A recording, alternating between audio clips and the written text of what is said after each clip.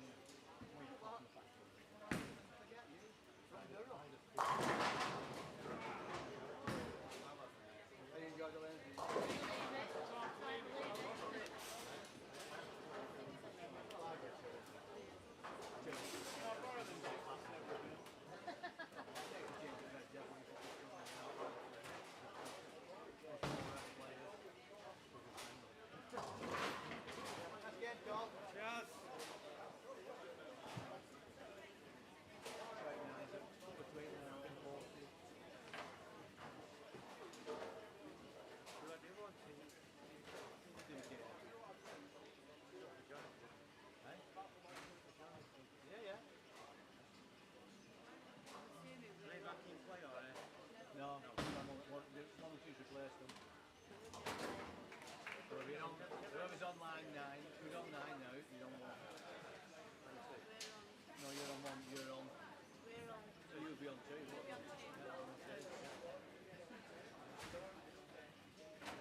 You go that way. You go that way, so you're on line 7, aren't you? No. Yeah. Left is left. Oh, sorry. See you moment. Yeah, I know. Like a lot of them, don't you? I don't know, I can't remember them. I can't remember them.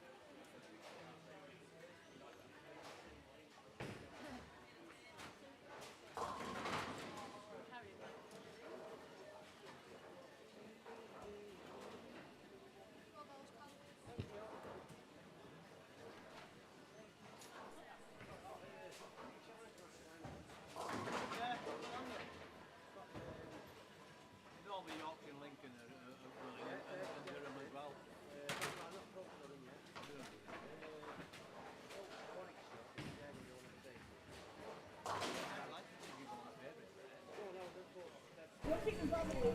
So 1 game in then to the BTBA tour here for Slot 1 Lancashire Open. As you can see, bottom of the screen, the scores from yesterday. It's been pretty high scoring to start. 267 or 289 from Johnny Keating. Went the first 10, then went and left the 10 pin on the 11th. Typical that the 1 pair of lanes is probably going to be on show all day. He's going to have nobody playing on it now because of the breakdown in practice. So that's been moved to a 1 and 2. If you're watching and want to get involved as well, do make sure you put in stuff into the comments.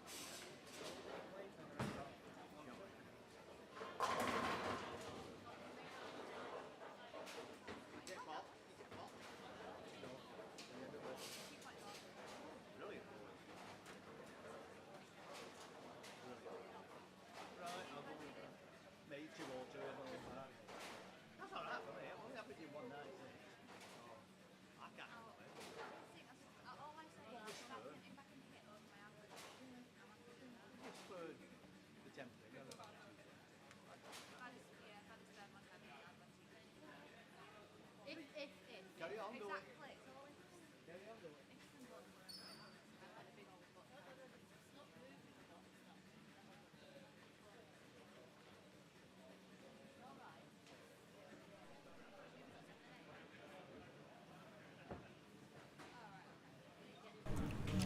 Well, I can tell already that it's just going to be one of them days, I think, technical wise. Everything just seems to be messing up.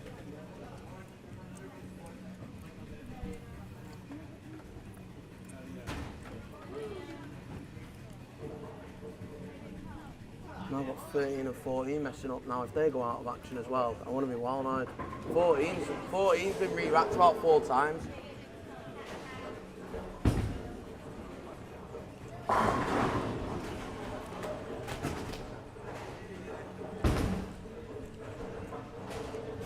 Right, back underway then for game 2. You see Ian there on line 7 getting a strike. The Ox.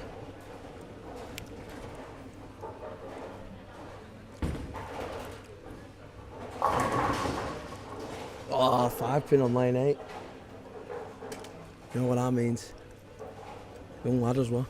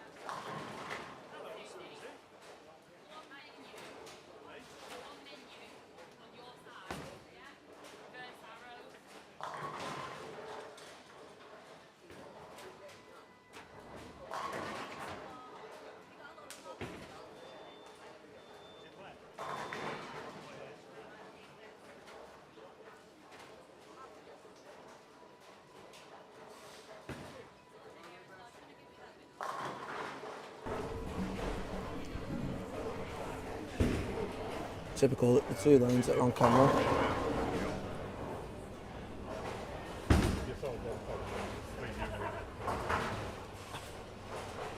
Eleven and 12 have always been dodgy.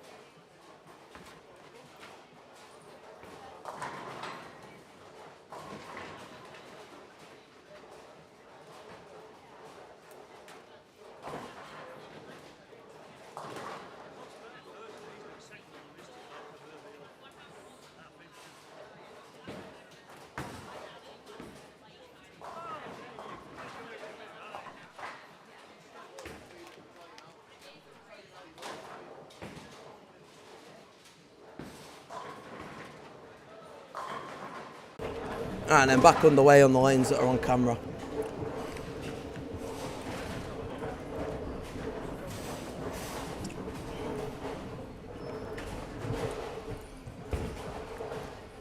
Susie bowling out the ship there on lane 10.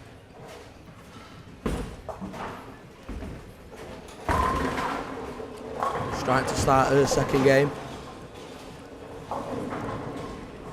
Then you got Ian Kennedy, another one out ship lanes. There's the Northern Fives as well, so he's had experience here before.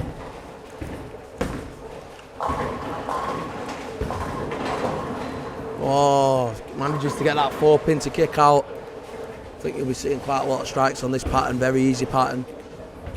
Crown jump. You can see then scores along the bottom from yesterday. 2-0-3-7 from Brandon Roberts is leading. This is the handicap scores, by the way. There's an handicap and a scratch section. Thought it'd be best to put the handicap scores on the bottom, seeing as though that is what the BTBA tour is for, to get your league bowlers into tournament bowling. Hence the easier patterns, hence the handicap formats.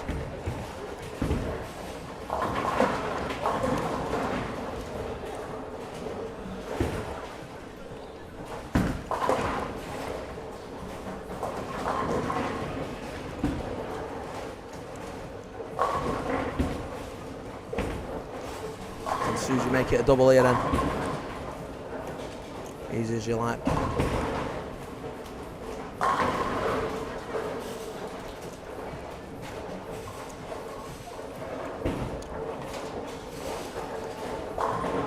See what Ian can do then. Yeah.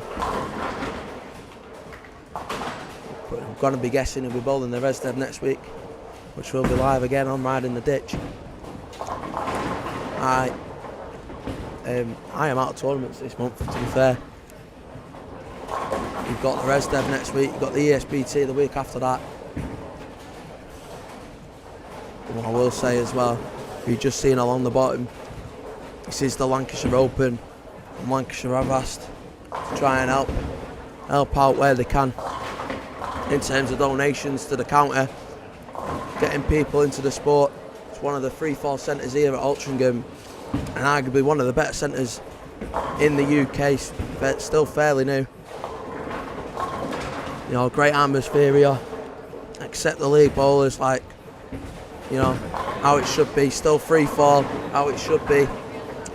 You know, it's really nice centre, and if you haven't come down and bowled here already, I highly recommend coming down and giving it a try.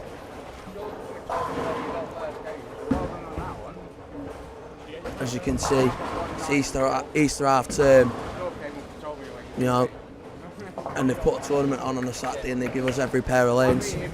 So that's what you say, you've got to give it credit to the centre there.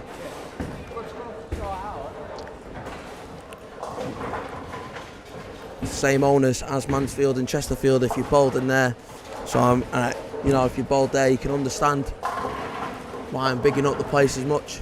You know, it's one of them centres that falls into the category of Stroud, Mansfield, Chesterfield, that really look after the bowlers, and I can't rate it highly enough. And we'll switch then to the camera on 13 and 14 as we see the two-hand here. Leaves the 7-pin. Oh no, it falls down in the end. Looked like it was staying up, that one. Somehow managed to stay it. Somehow managed to fall over. And I don't think you'll be getting a lot of people going for a spare, to be honest with you. You see a split on lane 15, ironically.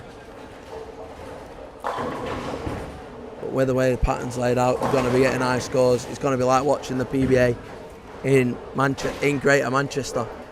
Lovely.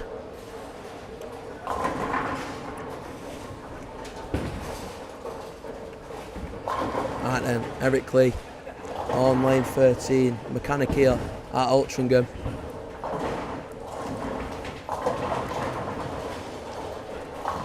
Bowls on a Thursday night as well. Does Eric. Stopped me from winning the league on the last week. Getting beat 4-0.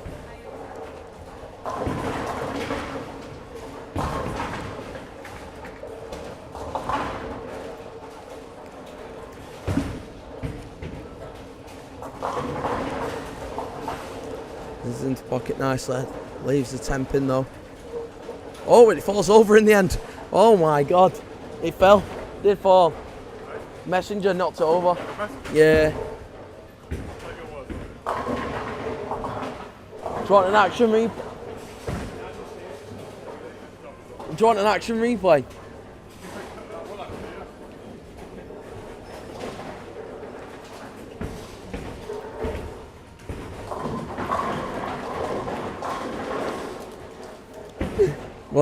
Once he's slide his score out, gonna have to get him over to watch this.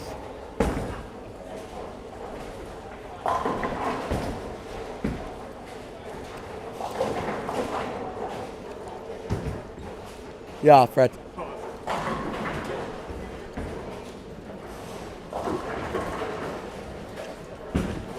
Just the messenger comes rolling over, and literally as you turn your back.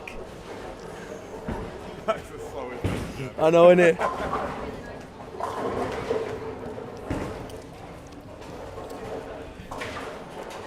Right, then we've got Matt here now. Bowling on lane 13, nice strike from Matt there.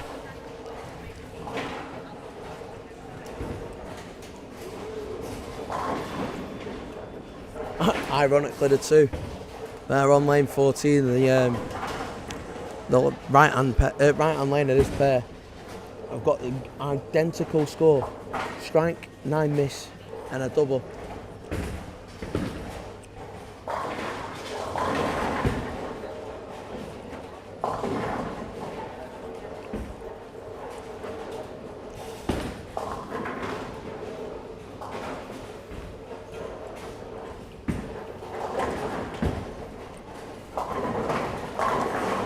there. Manages to capitalise on that lucky messenger. Slowest messenger you will see, probably on Riding the Ditch ever. Capitalises on it and makes it a turkey for him. As Owen then leaves that 7-pin. He left it on lane 14, he's left it again on lane 13. Oh no, it wasn't, it was on lane 13 before, but he got the messenger. Fell over as well.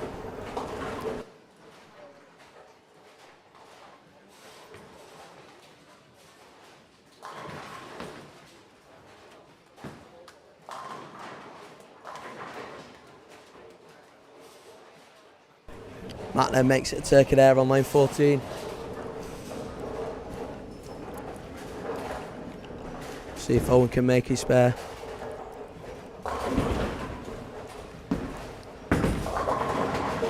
We've got Ian Kennedy coming over here now, right? Ian, how did it go first game, mate? Next question. 199 with 3 opens. Not bad. You got to have some handicap being a senior, haven't you? I have. I've got 20 something. Fantastic. See, that's a 2-teen. It's a 2-teen.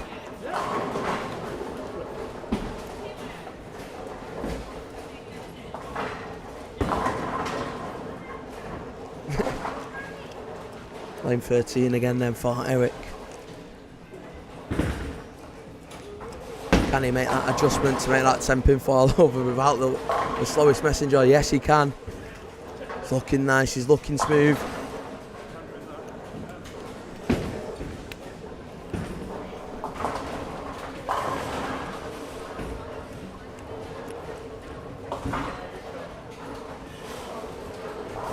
Stick with this pair of lanes because it looks like he's going to be high scoring on lane 14 here. Is that 9 miss going to stop him from getting what would have been a 280? Not a 280, sorry, a 279.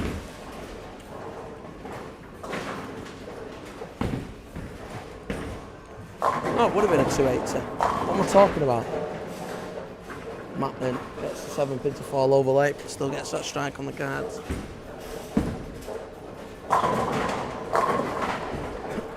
Owen makes the adjustment, but then ends up leaving the 10-pin instead of the 7-pin this time.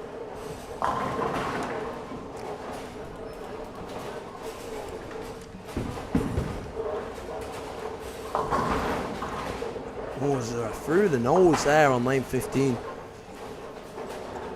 I think as the day goes on, you'll be seeing a few people do that.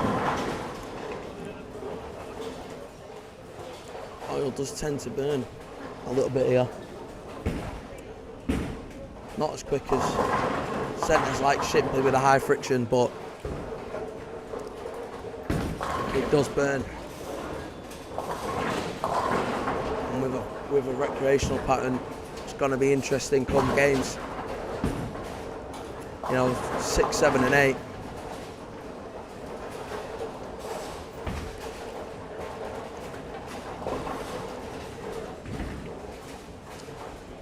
As you can see there, just going along the bottom. If you want to help and support Lancashire, with it being the Lancashire Open here today, get on the link in the description. It helps to a number of things, youth development, you know, getting people to tournaments and stuff like that. It really does help the county.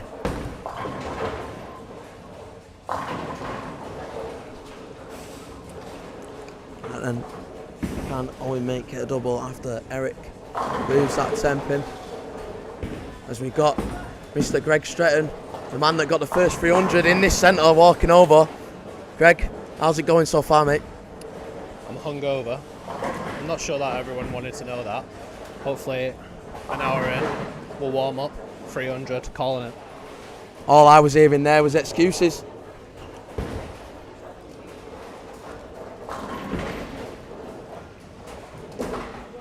His Fred just about gets that 10-pin and the prayer up to the skies. Thanking the gods.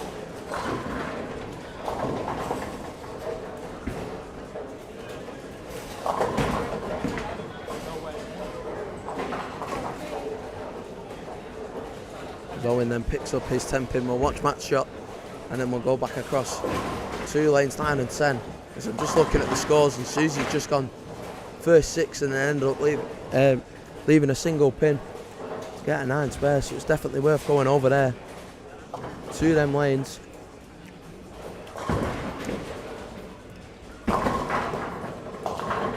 Pin left then for Max, so we'll go over 2 lanes 9 and 10. It is not a 5 pin, what looks from this angle. It is a 3 pin that's been left there on lane 9 from one of the young Scotland bowlers. As you see, it's been all over nice from the pin out the ditch.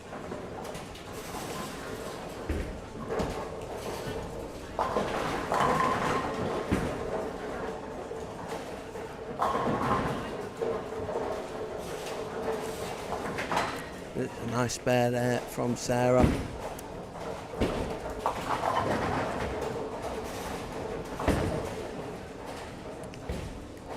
Ian Kennedy with a big Bear Bolts shirt on. Talking of big Bear Bolts, next weekend at the Resdev and the weekend after at the ESBT, there will be his brackets on the go, so if you want to get involved, there's a 10-pin wobbles but doesn't want to fall over for Ian. And I think when he was coming over before, I think that's going to be the story of his day by the sounds of it. Susie then, after leaving that 9 spare, ends up getting a strike bouncing back. Here's the 279 on the cards for her. Bowling out of Shipley, go bowling Shipley, as we said before. Carl, who's also on that pair of lanes, lad that we saw getting the strike on lane 10 before Ian. He's on for a decent game as well. 3 9 spares, but the rest have been strikes. As Ian picks up that 10 pin quite nicely. 1 open for him in this game. On the 3rd, the 8-1. But going along nicely.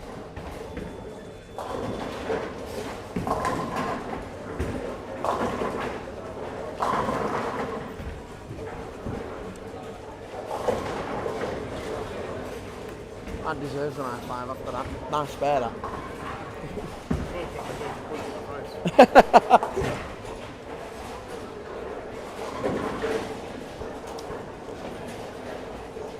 Let's see what the young bowler. This is what the BTBA tour's about here. As you can see, youth getting into tournament play. Nice bit of reaction there as well, to be fair. At the end, leaving the 2 pins on the left hand side. He's the youth Scottish bowler there in Sarah.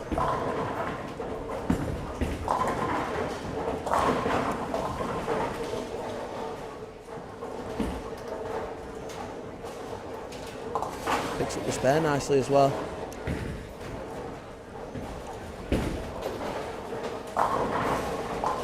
Couple of opens for her in the game, but there's positives to take out of it. The last 2 spares and a couple of strikes for her. You see Ian then, after his 10 pin spare, the shot before, gets a strike.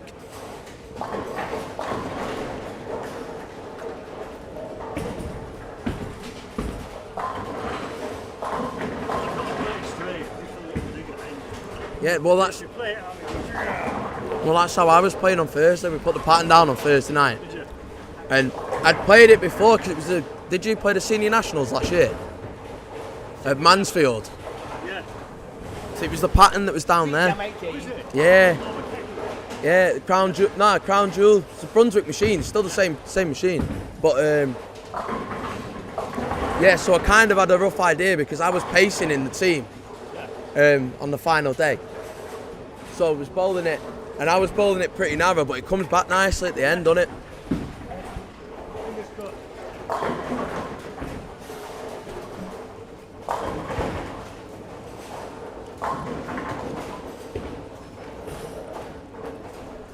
And let's see if Carl can shut it out. He's got the first strike in the 10th frame.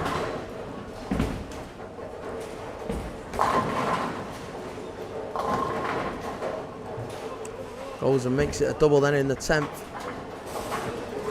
On for a very nice game. Still got the chance of a 249. talking the high games. You see Susie here then, start of the 10th frame, still on for a 279. Manages to get them to fall over again. As we said, what you want to see kind of in the BTBA Tour. High scoring pattern to get people coming over from league play into tournament play.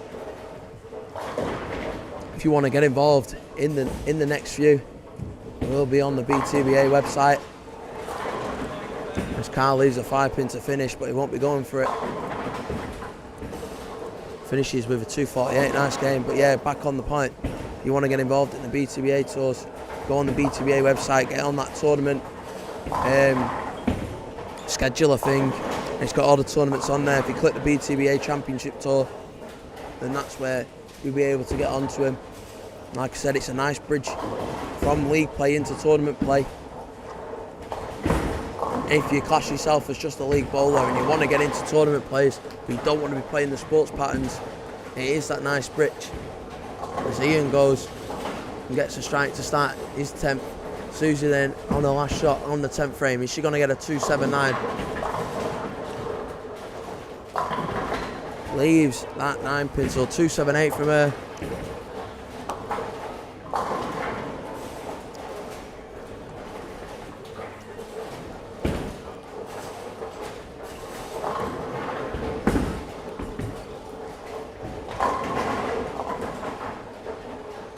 Ian then goes and leaves that 10-pin.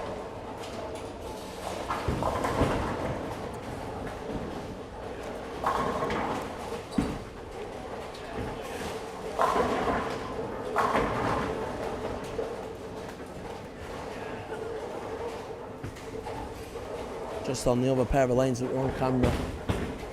And we'll switch over as soon as we watch Ian go for this 10-pin, but the score's on lane 9 and 10. You had Carl with a 248, Susie with a 278, Sarah with a 134, and Ian now finishes up with a 213 then, so we'll go back over onto the lanes on 13 and 14 then. As we watch then, Eric have his last shot in the 10th. Currently sat on 195. Opened in the 9th, so it didn't set up the 10th frame nicely, but he still will finish with a 2-0, a 204 to be exact. And Owen, who's gone along nicely, string of 9 spares in the middle, but kept him closed. He finishes with a 234 then.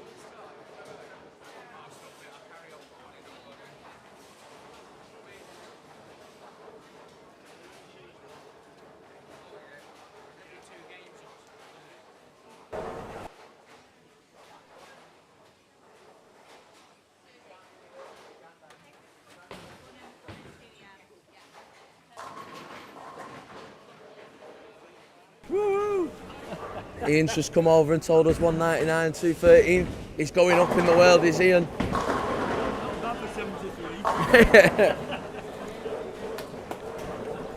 Matt then finishes up with a turkey and a 10th, finishes with a 236. Not a bad score at all from him.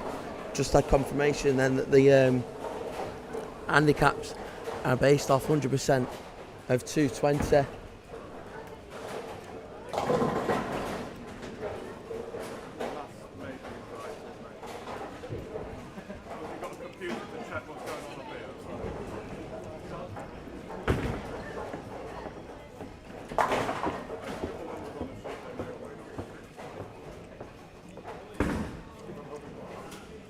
Just waiting then on a few pair of lanes to finish. Just having a look, seeing if there's any other big scores.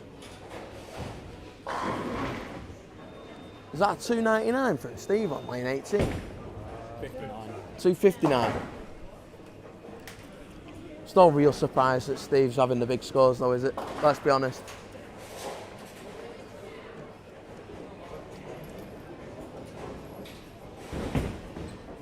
What did you have first game, Steve? 289. 289. Yeah, 289, 259. So no surprise that you're having the big scores. Just there. See, in a kind of a good sense for 11 and 12 being out. Last week, mate, 11 and 12, you could not get the temping to fall over. Honestly, it was an absolute. It was a bit of a joke, to be honest with you. Getting the forms out to be by the looks of it, but relatively straightforward shot to the pocket. Yeah. So keep it going. That's it, mate. That's it. Some big scores going in there, so it's good. Well, to see. that's what you expect, to be fair. It's good to see though. Yeah, exactly. But that's what it's saying. It's good. It's a good bridge between league bowling and tournament bowling, though, isn't it? Yeah, that's it. It keeps everybody interested as well. Like scores are big, people having fun, people having a good time. So that's good. Good to see. Yeah, thanks, Steve.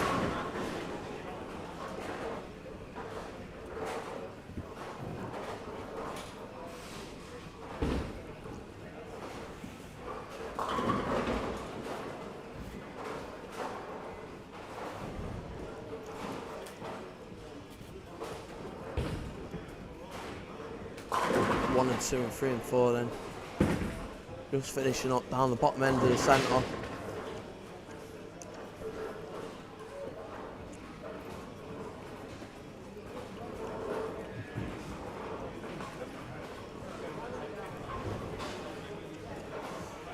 And the scores on 5 through to 8. I don't think there's anything really of note. Couple of 2-teens.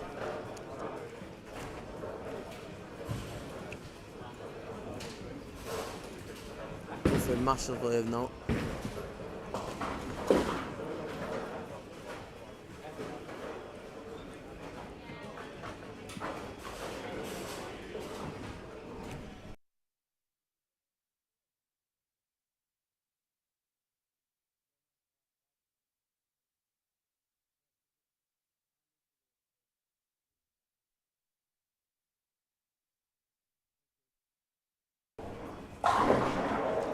Oh.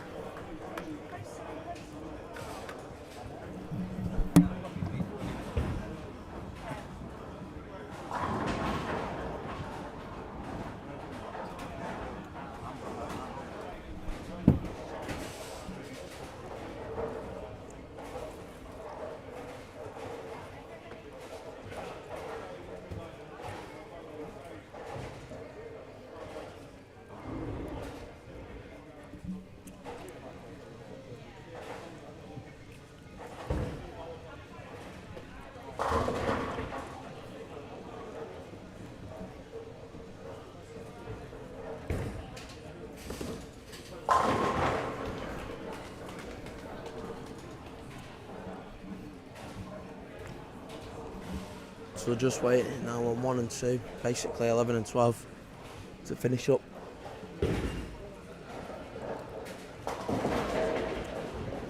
And you can understand why 1 and 2 is the last one to finish. You got to go from one end of the centre to the other one.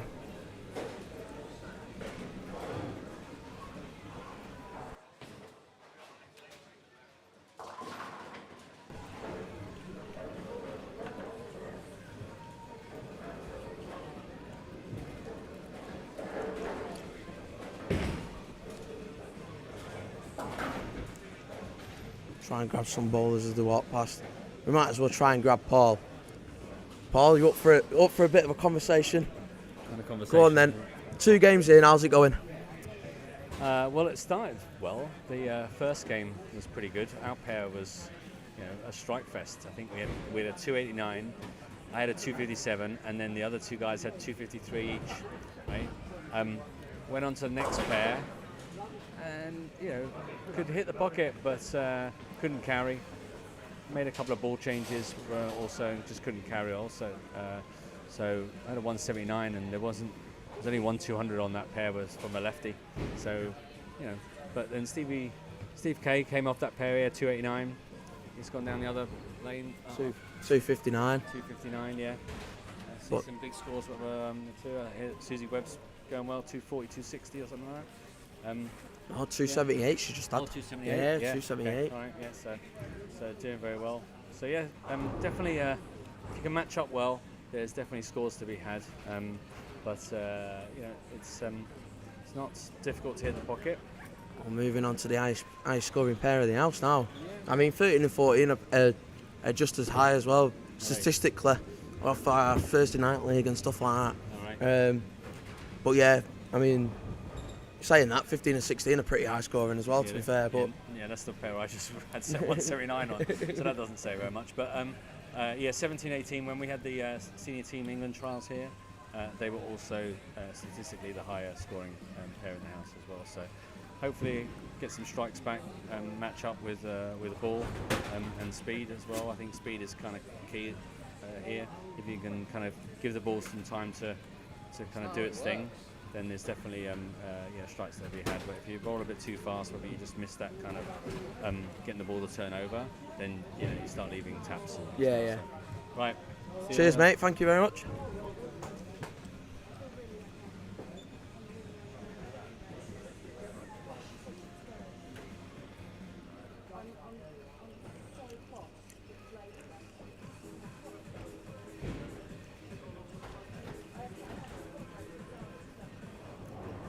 Oh, here we go then.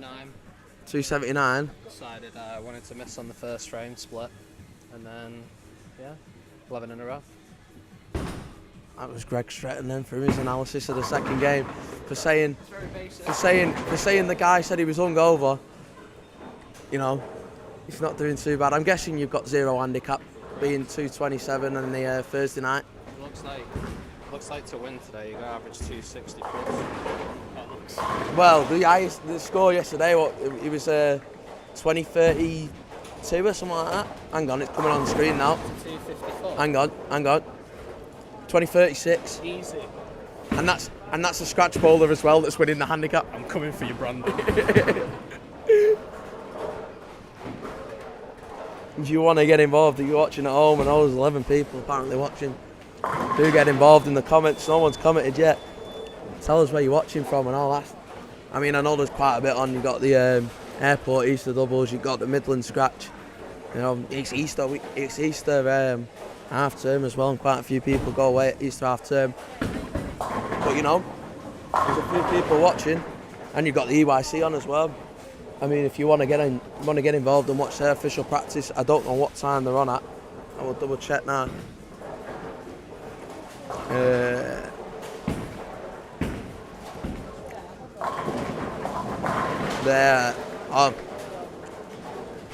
England's over. They was on at 9 till half 10, so we've got no excuse now not to be watching it.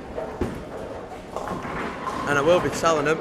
I'll be sending them a message now because my sister's over there, obviously watching Dan. Anyway, 13 and 14 then, back in the action. As we watch Ben there go through the nose, leaves a big split.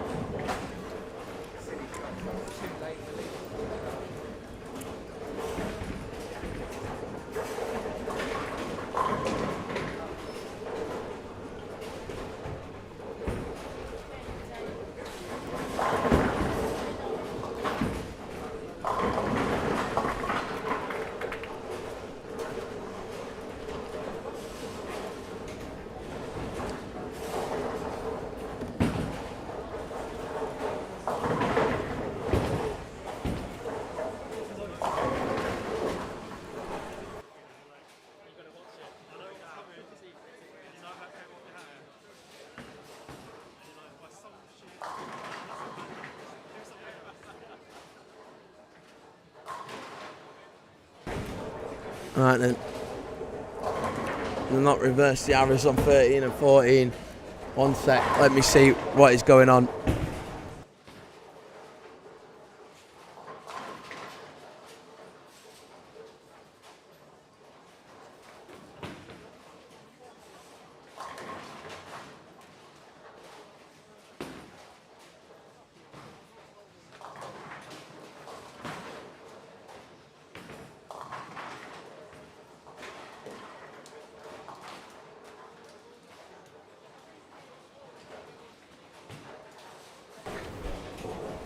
Right then.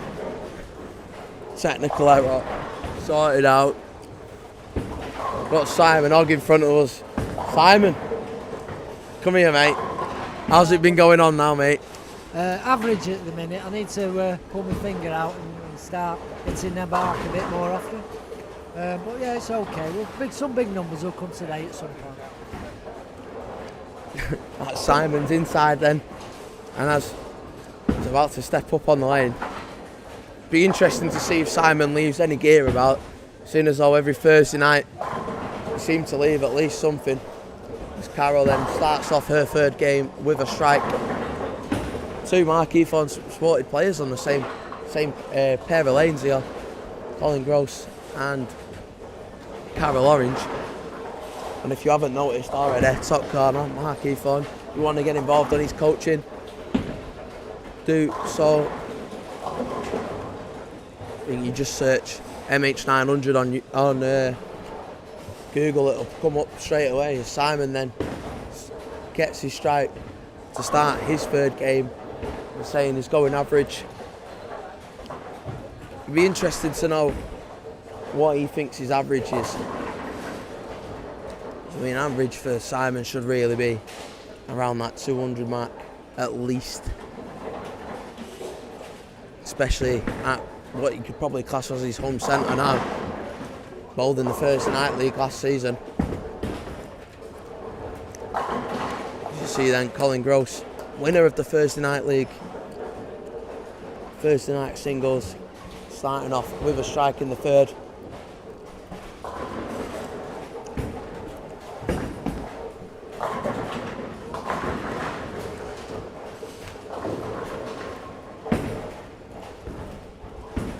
Watch this shot from Carol, and we'll go across to 9 and 10 because I've just seen that the battery is about to run out on this camera, so I'll have to give it a swap as Carol then gets the strike.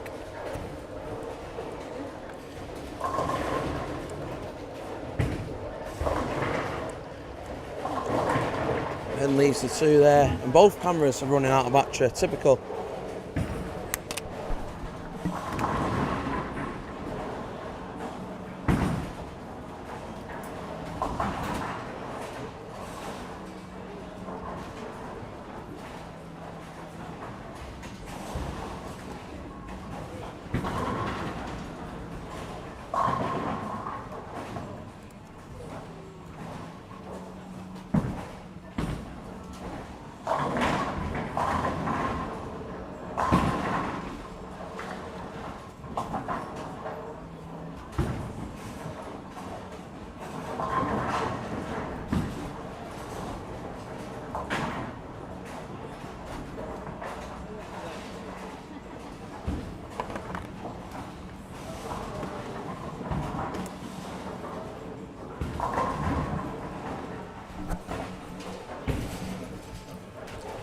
And as you see, Colin Gross leaving the 7-pin on lane 13. Picks it up nicely though, with what only can be described as the senior purple ammo. Every senior seems to have an altered reality in the bag. I think they stopped production of them now anyway because they're actually illegal in the US. Totally fine over here in Europe. But according to USBC rules, for some reason that altered reality seems to be an illegal ball. You see then Simon Hogg make it a double.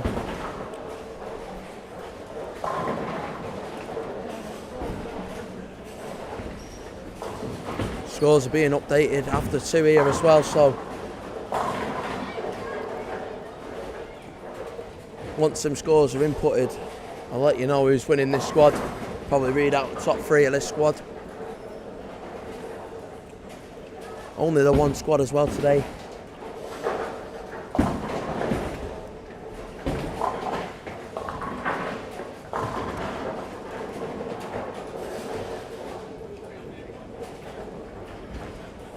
We'll watch this frame then on this pair of lanes, so we'll switch over to 9 and 10.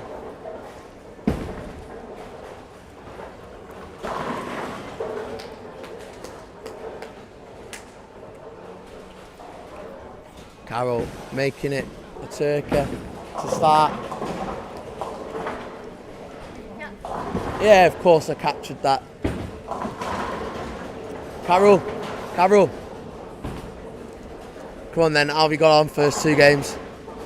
213 and a 222. So yeah, so far so good. Not bad. And what's your handicap? 34. Oh, you got to be up there. You've got to be up there. Going for it.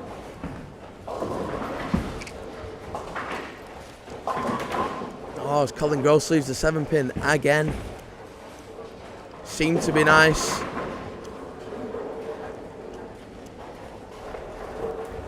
Let's see what Simon can do then. Can he make it turkey to match Carol?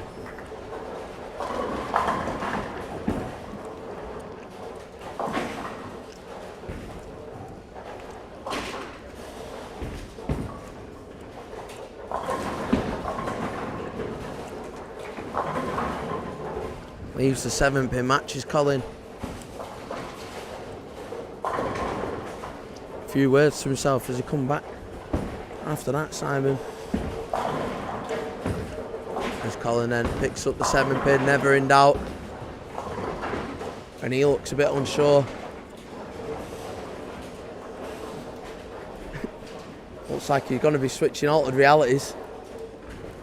How have you got on first 2 games then? Don't ask.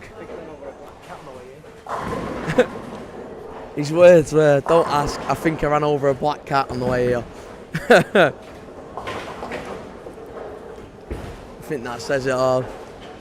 Simon then picks up his spare and we'll go over to lanes 9 and 10 then. Johnny Keating on here, who started off with a 280 something first 10 for him and then got the 9 spare.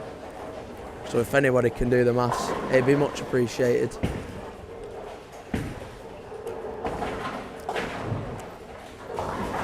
To my recollection, that's a 289. I've just done the maths myself. You see then, another youth bowler there. Jacob, he's gone well. First 5, 9 spare in the third, but away from that, all been strikes. Johnny Keating there, leaving the 10-pin. And I've been over to him in Vienna and told him to get on the live stream. So if you're watching, Emily, I'm talking to you specifically. Make sure you're getting in them comments and letting me know. More than likely, they won't be watching, but they should be. That's all I'm going to say.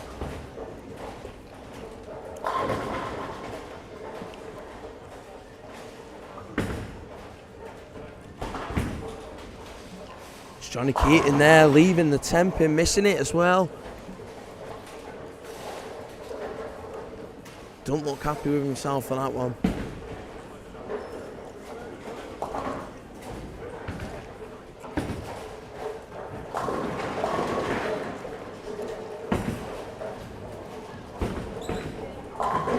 If you notice as well on the bottom of the screen, it's pretty hard not to notice. It's the scores from yesterday. And as well, with it being the Lancashire Open, we're trying to support Lancashire as much as we can. So if you're watching and you do want to help out the county, do make sure you're clicking on the link in the description and getting on it.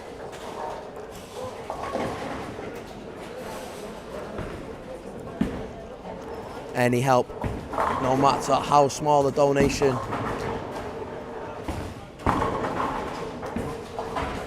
You see there, Scott leaving a 10-pin. Oh no, it fell over. I do apologise to him. Makes it a double on the cards. Let's see then what the youth bowler here, Jacob, can do.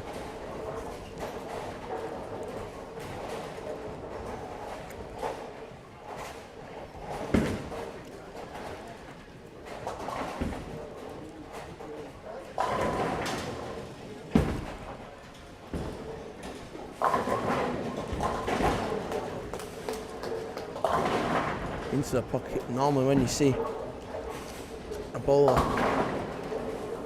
go down a bit like that, tends to like it with that hand out, tells me otherwise. Leaves the 4-pin. See then, Johnny Keating. Nicely back into the pocket is Johnny. Bit of a Gavin Greaves style from Johnny Keating, another player who's been getting coaching off Mark Eathorne. Manchester based. Bowls here, I think, are in the Bat League on a Tuesday night. And anybody of a certain generation will know what the Bat League is from the infamous Bellevue Bowl.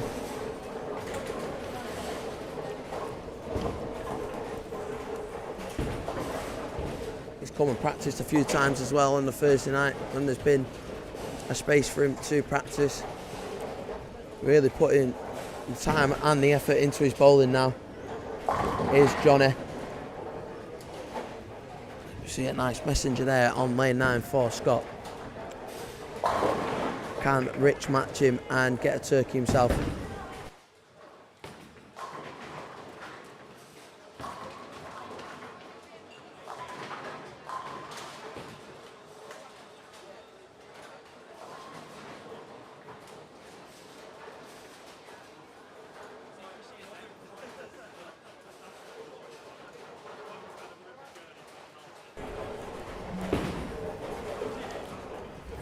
And then keep on lanes 9 and 10. But that, no, it's not. On the camera angle, it's not either.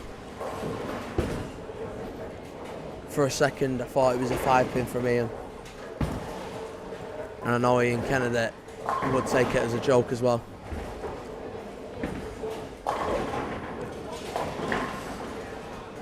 It's Jacob there then. I was a little bit light after going heavy on lane 10.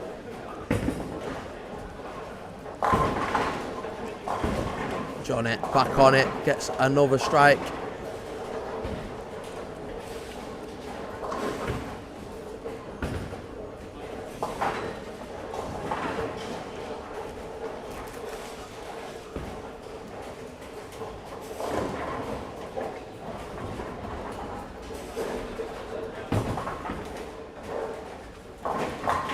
Picks up the 3 nicely, every pin, as they would say.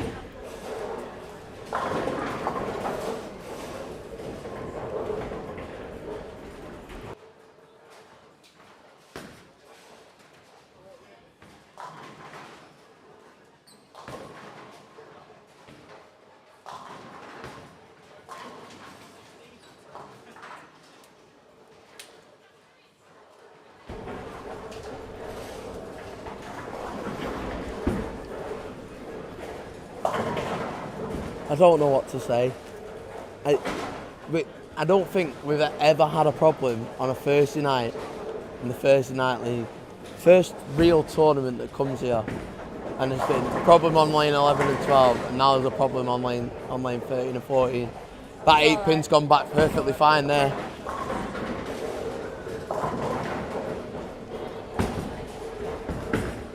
And Scott then pick up that 10-pin. Yes, easy as you like. Oh, cheers! Thank you, thank you.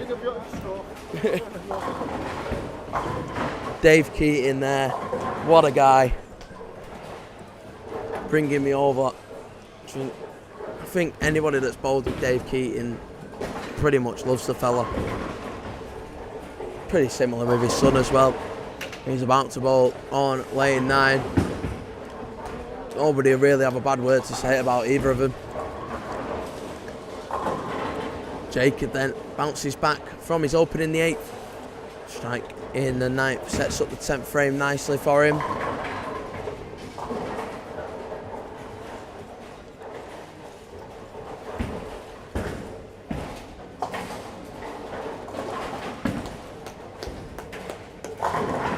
Johnny again. Makes it to in the 9th frame there. Bouncing back from that 10-pin miss that he had in the 6th frame.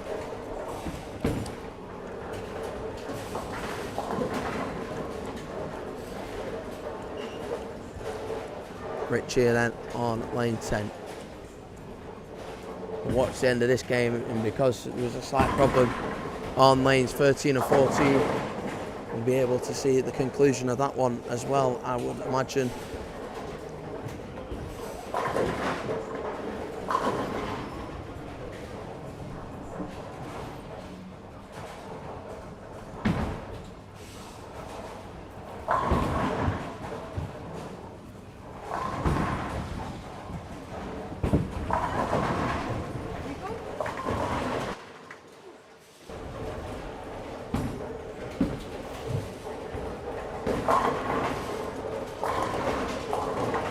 Scott going heavy into that head pin. I think we might start to see that from a couple of bowlers now as the lanes start to dry up. We are in the third game, so you will be coming to that burn point if it hasn't happened already for some of the players.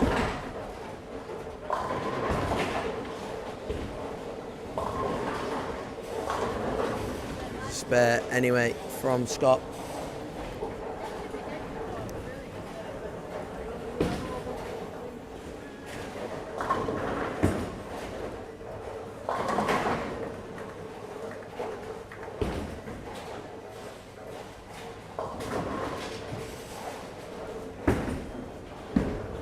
Jacob then on lane 9. Can he finish off well in this third game? Gets a nice friendly bounce. Instead of leaving the split, just leaves that 7 pin. Johnny Keating. Lovely, nice action back into that pocket. Starts off his 10th frame well. That's 4 on the bounce for him now. And as we said, he had a big game in the first. 289.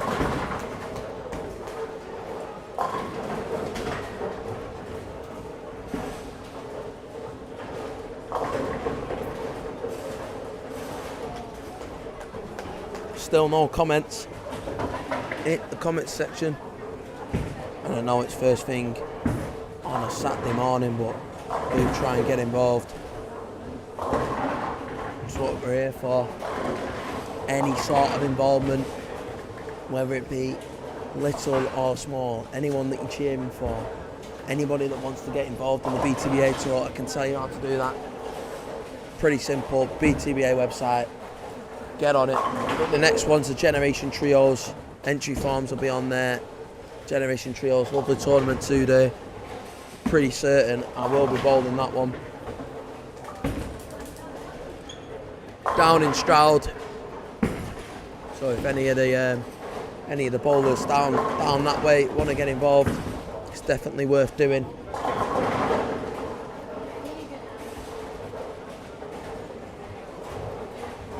And the young lad Jacob finishes with a 190. Johnny Keating finishing with a 230. He must be going along well. Obviously we didn't see what his second game was because he was meant to be on 11 and 12. Was down on 1 and 2. It's such a shame really that something like that's happened today. Of all the days for him to have some sort of breakdown, it would be the day when we have a tournament. And like I say, there's not really a breakdown here at Altrincham. Such a nice centre. If you want to get down and play, I highly recommend it.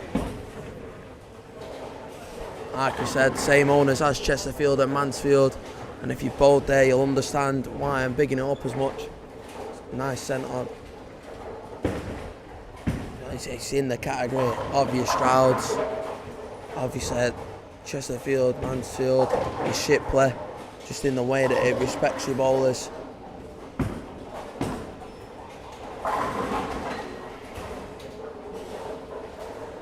And it's nice as well, it's nice to see because Lancashire and Manchester in general, a lot of those centres have gone to pretty much neglecting league bowlers, whether it be pins on strings or 3-4.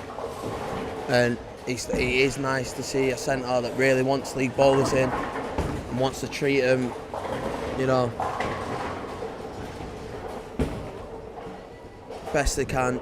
Come down, you never have a problem. The loyal lanes for you, unless it's really busy, which, to be fair, in the place where it is, it does get busy from time to time. It's on a retail park. Altrincham, anybody that knows UK geography, Altringham's a lovely place. And obviously Chester, you got Chester up the road, so you do get the odd footballer in as well. So if anybody wants to come down and see a celebrity, you know, sometimes it does happen.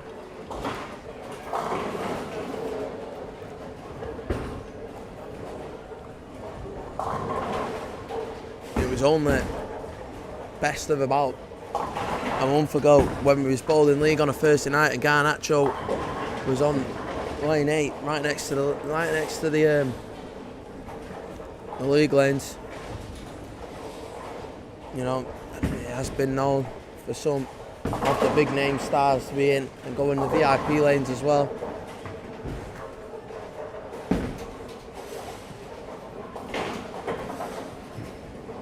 It's finished on lane 9 and 10. I've only just realised I haven't switched over to 13 and 14. And let's be honest, you've come here to watch the action, you haven't come here to hear me talking.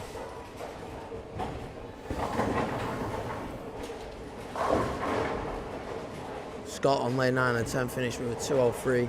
Rich finished with a 201. Some nice high scores there on lanes 9 and 10.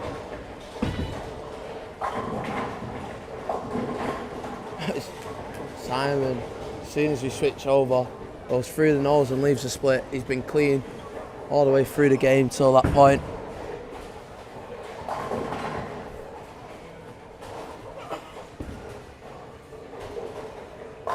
Colin, another one that's got a clean game in this, the third, leaves the 10 pin and really struggling to carry by the looks of his scores.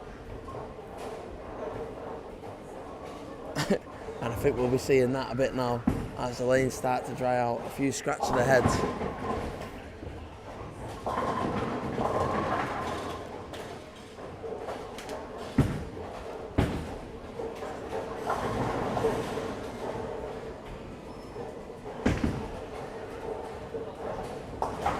Simon just picking up the one there, the 7 pin. As we said, been clean up until that moment. Opens on the 8th, leaving him on a 159. A lot of players on this 13 and 14 here now in this game, all struggling. Which is interesting when you think about the calibre of bowlers that's on here. Colin, Simon, Carroll. Colin and Simon's home centre. Ian's come back over. Ian, go on, how did you get on third game, mate? 2 opens, 214. You're going to take it, especially with your 20 odd average. 20 odd handicap, sorry. 28, see. Again. 240, 242 that. Yeah. Hey, it's decent, that, decent.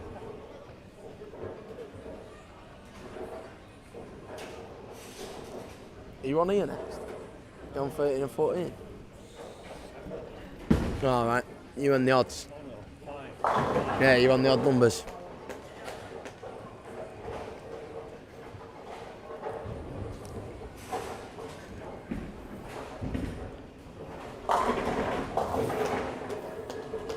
As we see Ben move a strike in the 9th.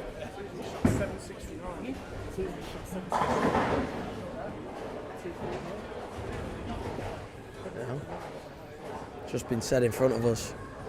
One of the players from Shipley in Susie's team, you've just seen Susie shot 279 on lane 9 and 10. She moved down to 1 and 2 because she was meant to be on 11 and 12, and it's just been said that she shot 779 or 749, something like that. So high scores there from Susie. You will see her on 13 and 14 in a second.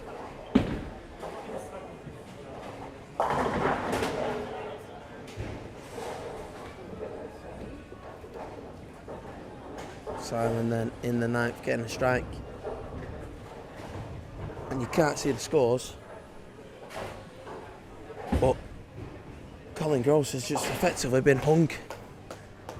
Leaves a 7 pin in the 9th. Goes from leaving a 10 pin to leaving a 7 pin. And the carry isn't coming for the man they call the Beast.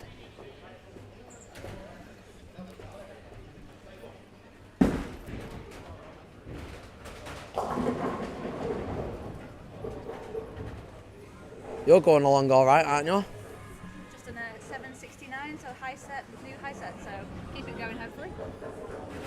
Susie Webb there, 769, said over conversations going along all right. Just be on this pair of lanes. once they're finished. So interesting to see. Actually, I think the scores will have been updated. I'll give you an update on the scores because they got updated after 2.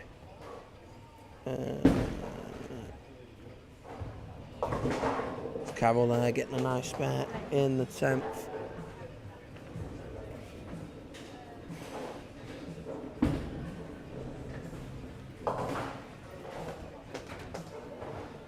Oh, it's quite nice as well because the scores have been updated so that you can see who's leading and who isn't and stuff. So you got Steve K, who's leading after 2 if you put yesterday's scores in. Susie in 2nd, and Johnny Keating in 3rd, and Carl King in 4th, and Joe Cooper in 5th. So there's 5 players from today that if they was bowling yesterday, that'd be above yesterday's scores. And I mean, you got Brandon Roberts who went on a bit of a charge to start off with, 277, 239, 259, 254, and a 300. You know, through his first 5. Average of 254 throughout the day, but as we're saying, 5 bowlers there through the first 2 would have been above him.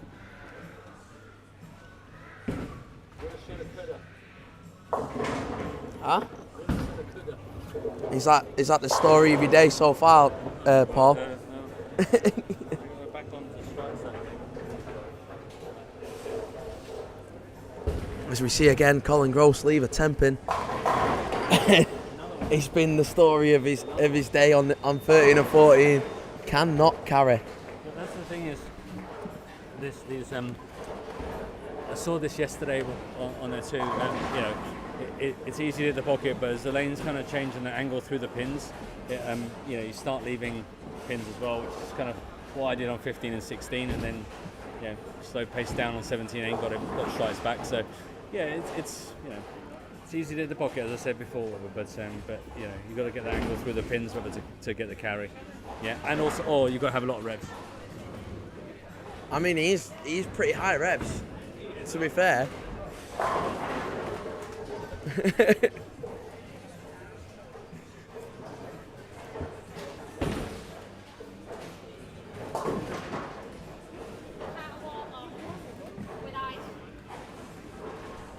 There's a ball missing, and I think it's because people are moving lanes before realistically they should be, because you should really wait until everybody's finished, and this is what happens. Balls go missing. One sec, let me see what's going on.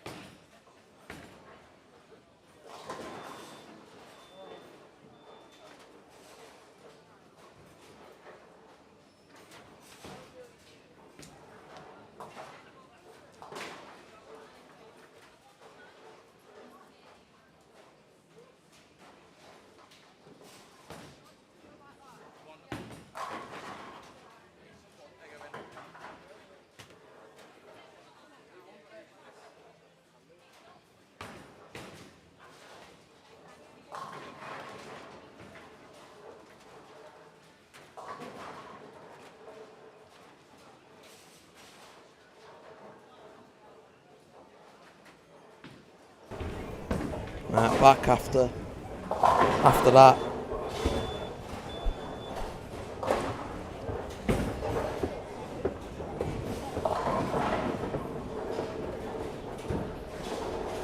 Bit of juggling off camera there from Simon. He finished with a 208. Carol finishes with a 190. Ben finishing with a 131.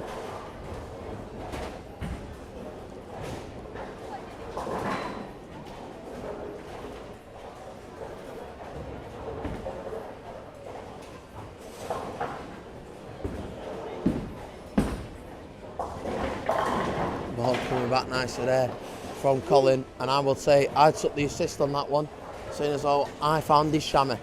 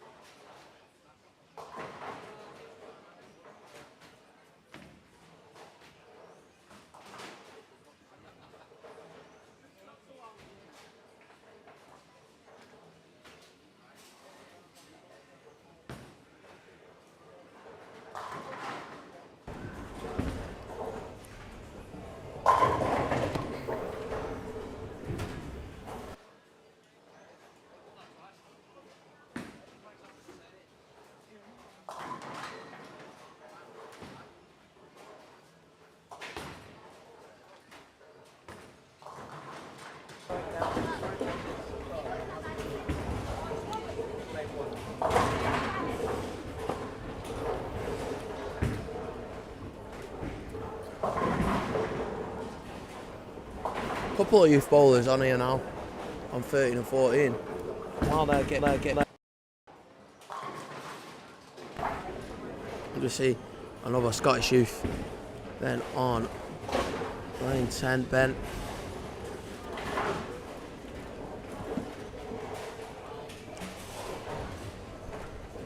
And in all fairness, I don't know where they bowl out of, but it is nice to see some Scottish bowlers coming down. I'm bowling in England.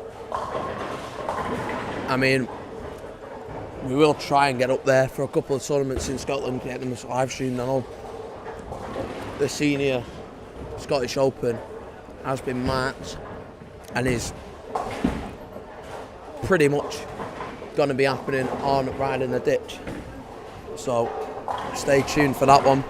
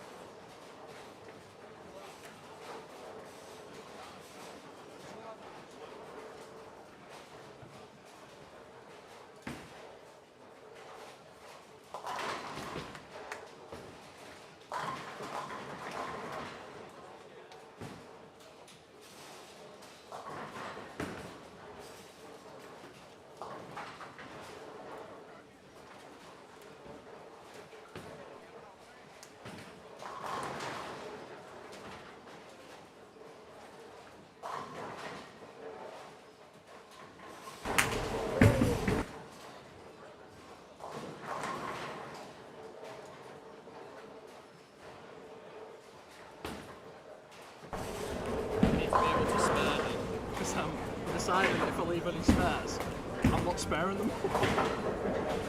That's not good, that, Greg. That's not good, that. Single pins as well. I'd like to say that's one of the things that we're good at in our family, but clearly not now. Clearly needs to practice. Should have been down on Thursday. I was slacking. Yeah, there wasn't many of us on Thursday night. Oh, Gerald goes and gets a strike. That's what you like to see.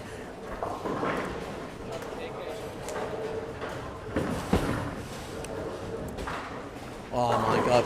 We'll have to go to the other camera in a second because Johnny Keating has gone through the first 7 yet again.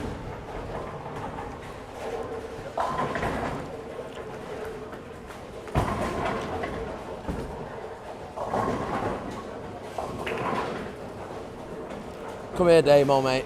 Come here. How's it going on so far? It's going all right. Quite a few 10 pins and 7-10 splits from the pocket. But when the carry, I'm doing all right. But yeah, just got to get a bit more drive in the pocket to carry the 10. With a youth bowler, and that's pretty much what this BTBA tour is about, getting people from league bowling into tournament bowling and helping the youth out and all that stuff. Just a word on that, I suppose. I mean, the kids that I've seen today bowling, they're bowling out of the skin. The Gerald I'm bowling with now, he's got like an 80 handicap and he's got a 190 and a 180. So he's doing fantastically well. So it's great to see kids and the kind of future of bowling is great. Yeah, I mean, he does look good. I mean, do you know what, as well, for a two-handed bowler, he's been pretty consistent on his shot as well, which is good to see as well. I mean, there's a few two-handed bowlers and that you see, and they're pretty inconsistent, but from the shots I've seen so far on 13 or 14, he's been pretty consistent. Yeah, he's hitting his mark pretty well. It's just getting the right angle with his shot. If it goes too far out, it comes back a bit harsh for him because he was two-handers. It's quite a lot of revs. And he hasn't quite got the pace yet, but I think as he gets older, he'll get the pace and get down the lane a bit further. Yeah, that's it. And what is good to see as well is, he made 2 10-pin spares, and that you don't see that often with two-handed bowlers. Yeah, I think he missed quite a few in the first 3 10-pins, but he's been getting in this game, so yeah, fingers crossed he can stick to it. That's it. Cheers, mate. No probs, mate, no probs.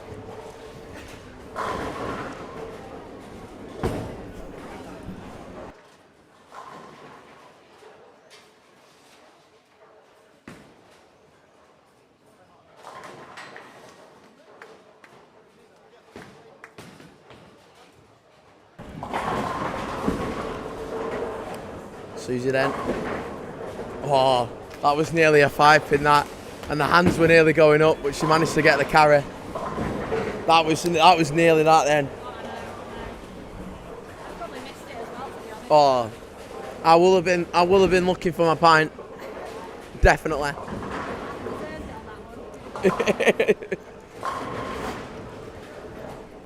Alright, we're gonna have to go over to the camera. Over here, 9 and 10. Another youth bowler. Bench. Do you know what? He's gone through well here as the youth Scotland bowler. He's gone 3-9 spares, and then he struck out since starts off the 10th frame of a strike. You're gonna have to look left the shot as well. About to bowl on lane 7, so you'll just about catch it. Left the shot. Johnny Keating has gone through the first 8. He went through the first 10 in the first game. So he's going along nicely. Second game dropped off a little bit, 192. Don't know what he had third game.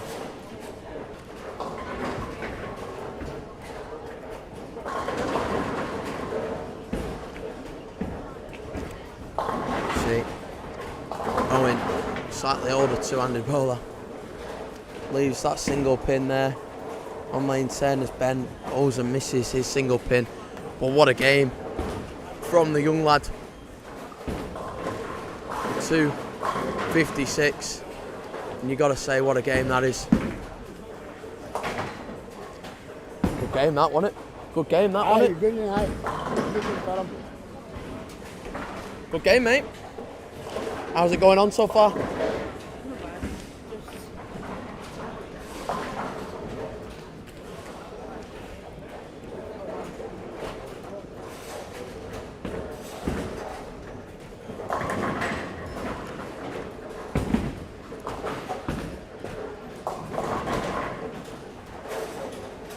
Oh, as Johnny went and left the 10 pin. Goes and misses it as well. Means that he'll have 237 going into the 10th. Well, as they've finished on lane 9 and 10, we'll go back to 13 and 14 then.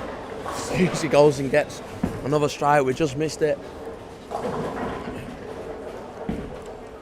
think it's definitely a contender for top of the table. And I reckon she will have a bit of handicap as well.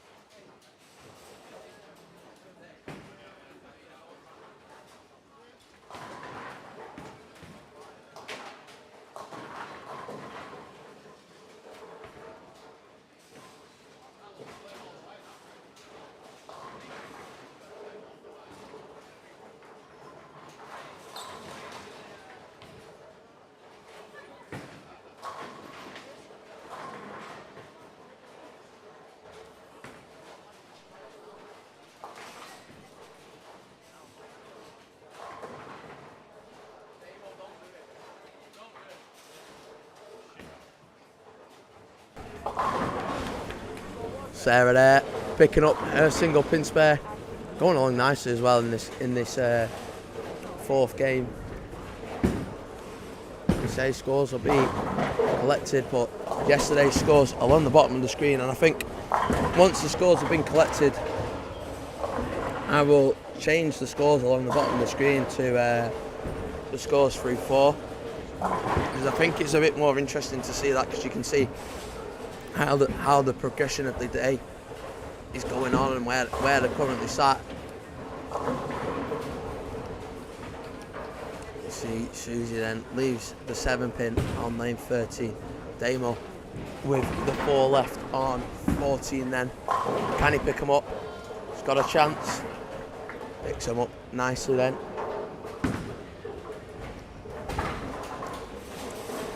Johnny Keaton, since we mentioned it, is through with 8. Goes 9 miss, 9 miss. Finishes up with a 246. Well, another nice game from him. Susie goes and misses the 7 pin. And is this now part of the decline? And the 10 pin there, left by Sarah. That's unlucky, that. Couldn't have put it much more in the pocket.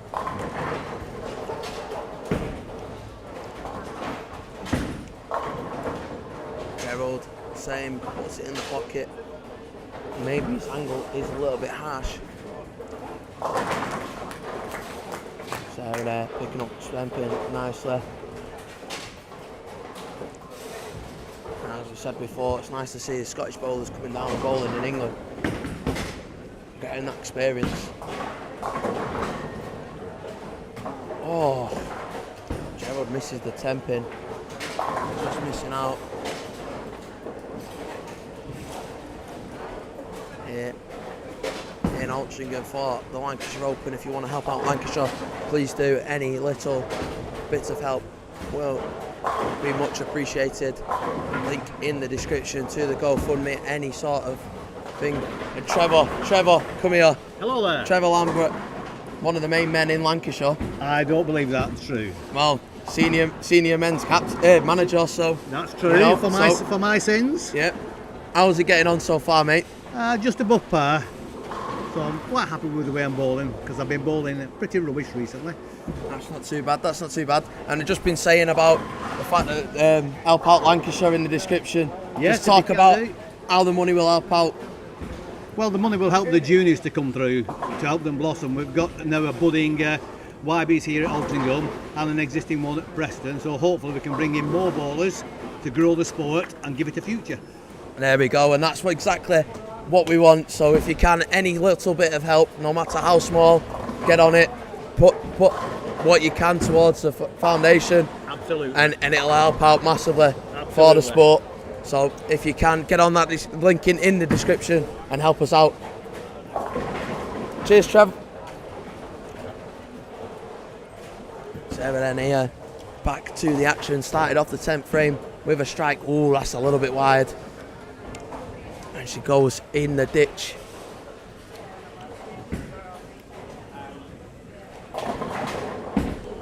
Can Gerald then pick up his spare? Picks it up nicely.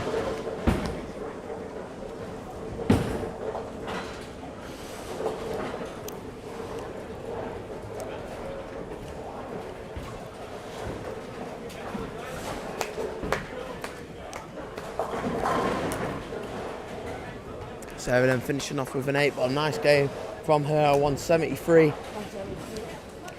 Very nice game.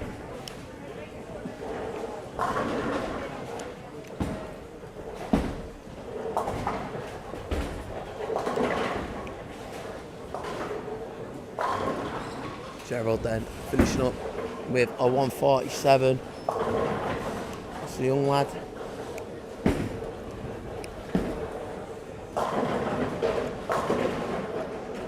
As soon as it gets a strike to start off the 10th, as Greg comes wandering over again, it's interesting to know what's going on with this lad. 3 open frames, no spares. Rest strikes, 203. Solid. I'm not angry, I'm just disappointed. That old chestnut. Basically, if it consists of a guy have a little bit of balance and finesse today to try and make a spare, it's not happening. By any chance, were the 10 pins? 2. 2 was the 10 pin, and then I left the 248, and then I decided to chop the 2-4, make the 8 at the back, hanging at the back, like, hello, you're not getting me today. Well, you know what you need to do when you come down and have a practice.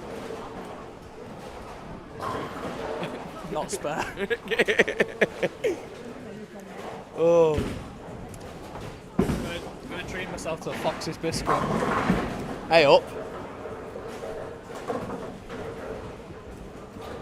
Susie then finishing off with a 224. Good game again.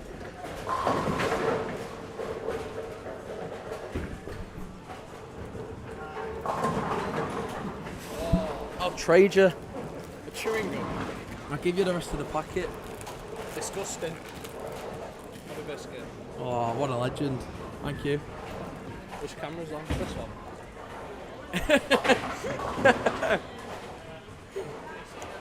So, you're in now. Have a break. Have a Foxy's biscuit. Oh, I need to spit the chewing gum out.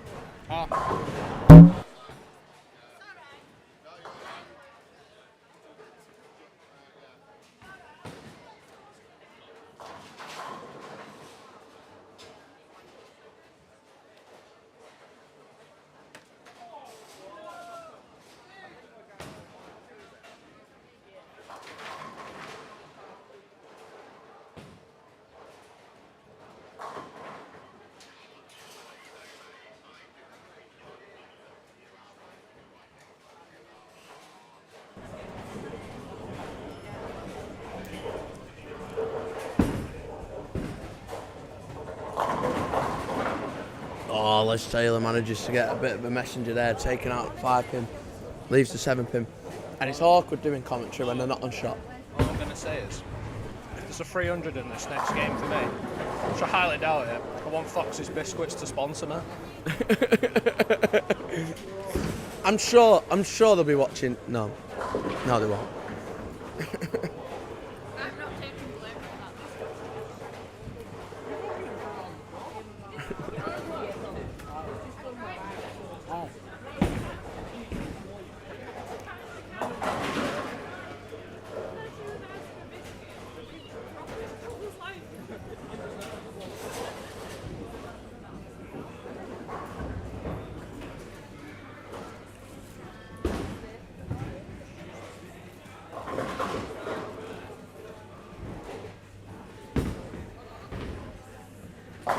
see if there's any big scores.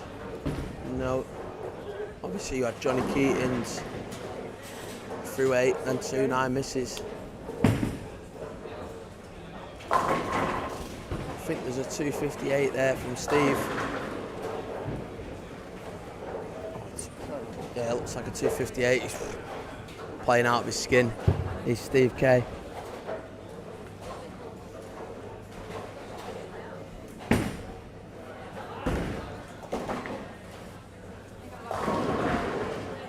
Oh, hey up. Just seeing who's coming on this lane next.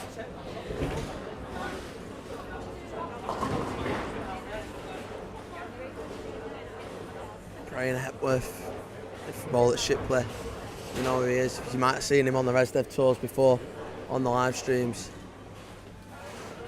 But he asked me on Wednesday night, keep the cameras away from him. Definitely not now. Ian, come here. Alright, Ian, come on. We've had pretty much a score update throughout the day from you. So how have you got on that last game? I was robbed in the 10th. The 7th pin never moved. It just glared at me. So I spared it. 187. Not bad, not bad. There you go. Just below par. Yeah, as long as you're around when I get my 300, you'll be alright, you know. Next week in the Res Dev, that ain't it? That's true.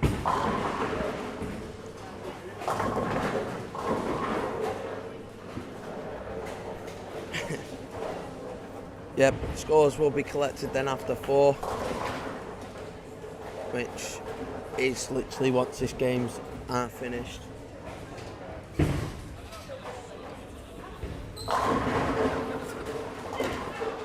So once that happens and the spreadsheet's been updated, we'll get them up and I'll update the scores on the bottom so they've not just got yesterday's scores on, so they've got scores through 4. We'll basically do how much over 200 they are. Obviously handicap scores, because it's pretty much a handicap tournament. I know there's a handicap and scratch divisions, but I think it's fair to have the handicap scores on so that it's got a base for everybody, because that's what this tour's about, getting people into tournament bowling. And I think 9 and 10 will be pretty close to getting on, so we might as well put the camera over there. There's nothing much. Here we go, the Ox. Now I noticed you had a 150 before, so how else have you got on in all the other games? I'm over for the next two. So, winner, chicken dinner. So I'm guessing the first 2 wasn't very good. No. And that's it. Drop the mic, guys. Oh.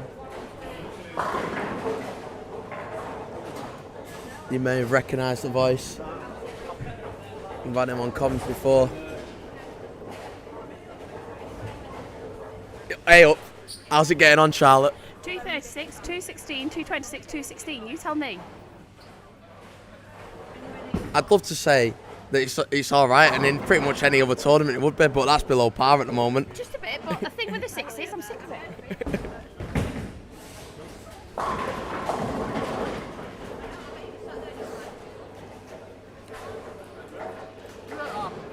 I haven't ate out of a packet, I've had one.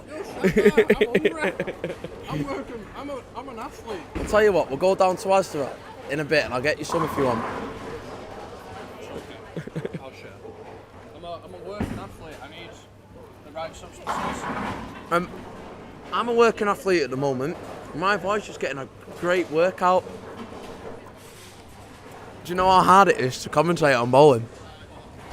I thought you were going to rob the biscuit and we were going to have a scrap.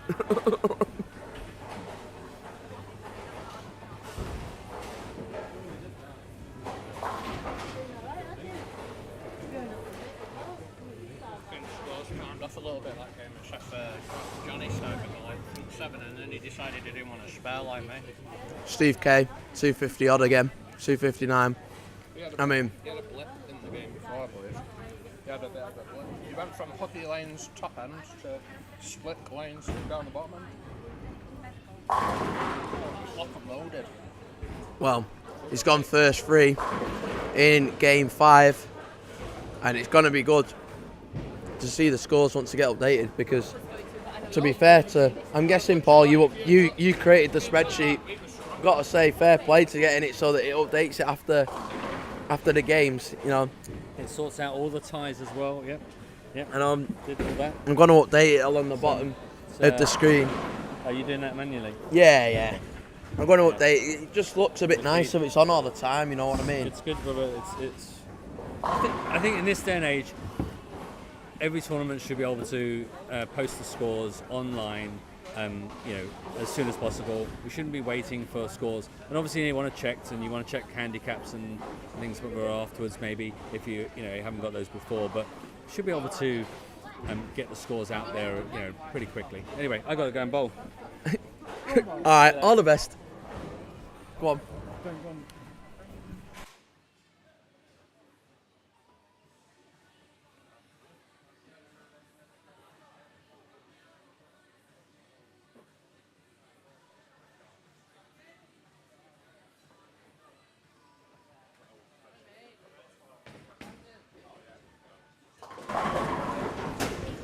Oh, he's gone and got 9, has Steve K there.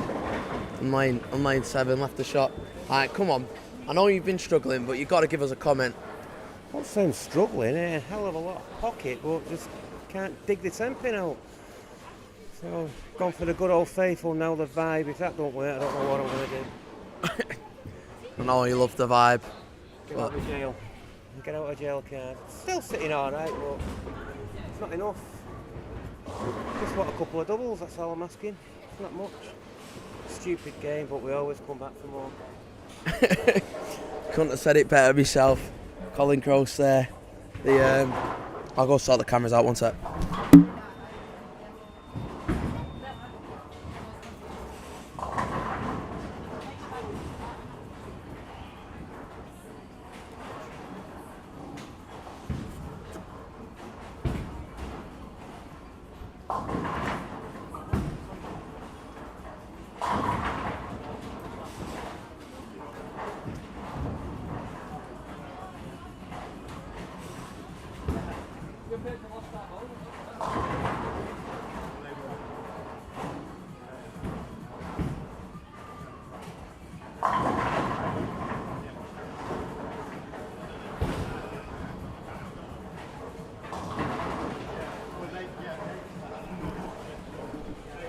Alright then, Greg on lane 15. Do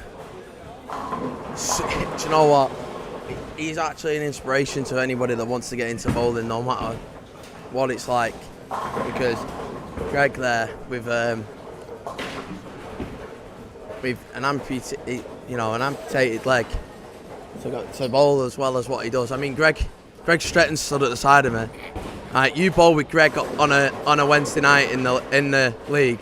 Just talking about how he's got an amputated leg but still manages to bowl pretty well. Just, talk on the inspiration and stuff like that he could have to any bowler. He's my hero. Greg's be Greg's. Greg live on Greg. You should want a serious reaction out of me. It's not going to happen. No. It's really impressive. Obviously to be going up, doing the style that he does, and also being able to hook the ball really nicely. Really, very nice and old school, I would call it. Very, very consistent. Oh yeah, it is actually really good to see. I mean, you must have seen him in the past. I mean, he's no longer with us sadly, but Mark, I can't remember his surname. He used to be in the wheelchair. He used to bowl at Wigan and stuff. He was a bit of an inspiration as well with how he used to bowl in a wheelchair. You're going to find out what his surname is then, won't you? That was it.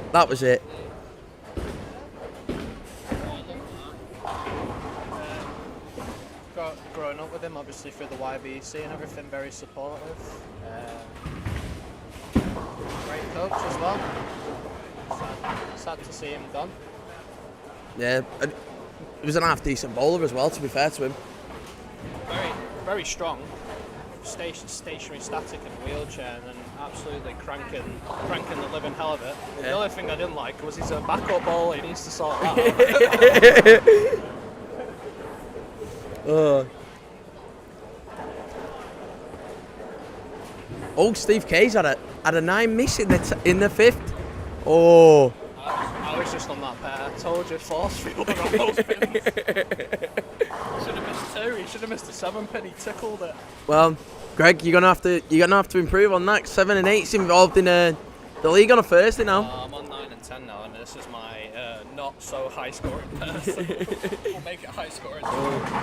Yeah, well, 7 and 8's being involved on a Thursday night now because we've got 24 bowlers. George Jagger, I'm having you, mate. Oh, he's been called out. That is definitely getting clipped up and shown to him if he's not already watching. 100%. 100% that is getting clipped up. I'm not starting beef. He knows I'm messing about. He doesn't. I'm having him. So am I. I've got to try and win that league back up, off my dad, seeing as though I let it slip at the end. Same. Can't believe Emily bowls a personal best against me. How dare she? Did you finish 4th? You finished 4th, didn't you? Yeah. Right. Charlotte beat you. It's half a point. We've just said it's just come over. Scores have looked all right, but I'd say they're below par considering some of the scores that have been going in because she'll be on a pretty low handicap. Yeah, because it's 1 and 2 in it from 11 and 12. But what's going on? Oh yeah, 1 and 2 as well for 13 and 14.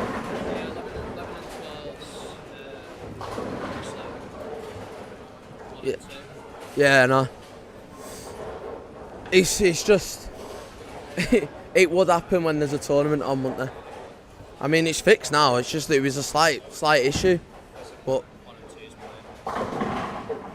won't surprise me, mate. It's where the open play get chucked on straight away. But then at the same time, you're moving from one side of the, you're moving from one side of the centre to the other. I had a 279, I'm playing 3 and 4, so they're all right still. Well, do you know what? Saying that, that's probably the pair of lanes where the bowled on, well, not the pair of lanes, but down that end, the bowled on a lot more because it's obviously open play, and because it's a relatively new centre, there's been probably more transfer of oil up the lane. So maybe you could see it either way. Even though statistically, 13 and 14 and 17 and 18 are the highest pair in the centre. Well, from what I can see already, they were definitely hooking a lot more in games 1 and 2. Well, the first game on 17 and 18 was hooking a lot. Then you went down to the other end and it was actually playing really slick, but where it's playing slick was actually playing better just because you can throw a bit more relaxed. While on 17 and 18 you felt like you were forcing it a little bit. Carrying alright, it was just a bit. 17 wasn't carrying as much as 18, which I don't know if it's having the same effect for anybody else. Hang on. Graham here. I mean, you can tell the balls at Shipley, old school systems to change lanes. Just if the camera was on this, just to show Graham and Les trying to figure out how to work these machines. So that's the tablet. You click it. Oh, he's on it. Oh. It's a good job, Les knows what to do.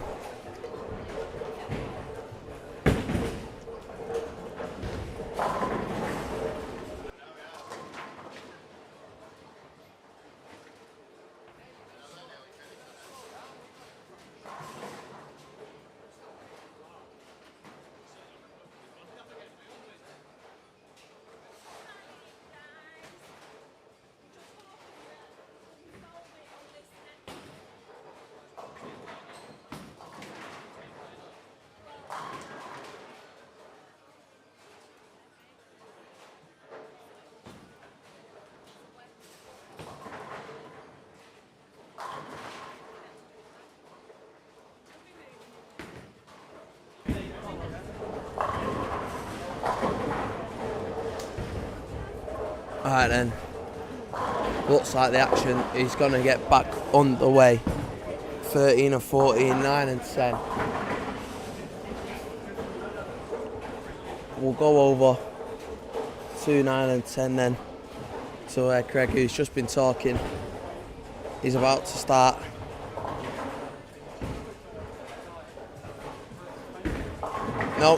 No, we're not. We're going back over to 13 and 14 because they've started. Let me see Jacob then. I went heavy.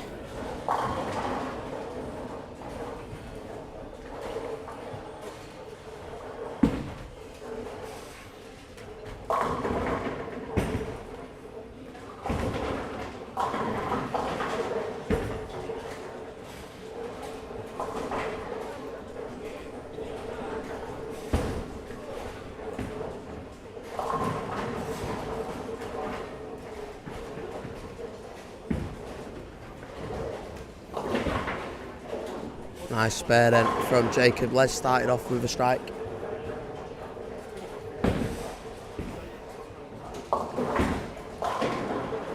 It's Graham. It's very light. Goes through the free pin, which means that he's washed it out a bit.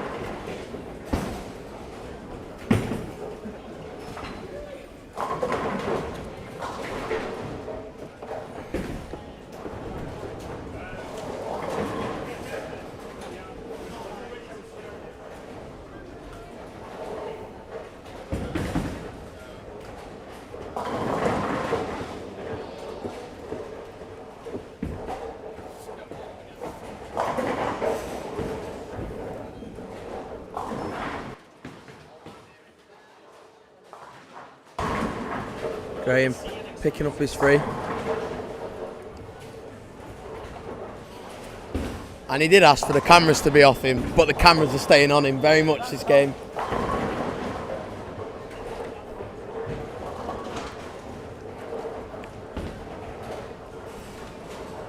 Let's see what Rich can do then.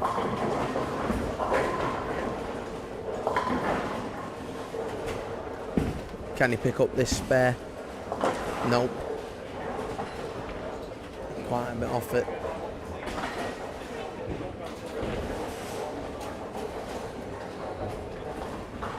So we'll go over 2, 9 and 10 in a second. See Greg's first shot after he's just been giving it live on commentary.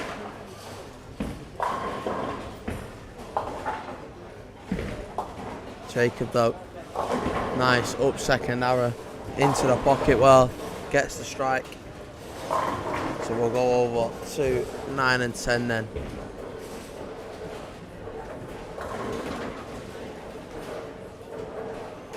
Oh, as there seems to be some sort of problem, and it's because they deleted the bowler. Oh, here we go.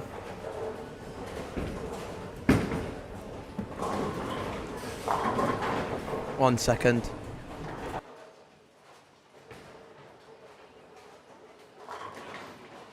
You're going to have to bowl. You're going to have to do that every shot. On the last game, you delete the bowler. That's why there's a problem. If I let Simon bowl it, you're going to have to do it every frame. For some reason, when they put it on tournament play, it just does that. I don't know why. Because they deleted the bowler on the last game. What's the easier way to do it? Start again and then just keep the scores manually off the first frame, because otherwise you're going to be doing that every frame of every game. Well, they'd have to turn the lines off and turn them back on. So what should we have done? No, you put the ball before, but it's absent when it's deleted the bowler. So, like that there, see how they put it absent on lane 7? Yeah, so they put it absent and just kept it. So then when somebody goes on it in a second, you can put the score and it'll stay the same, but because you deleted it, this is why you're going to have this problem every time. We had this problem in the last game as well. Yeah, so this needs to stop, whoever it is, needs to stop deleting the bowler, otherwise you're going to keep happening.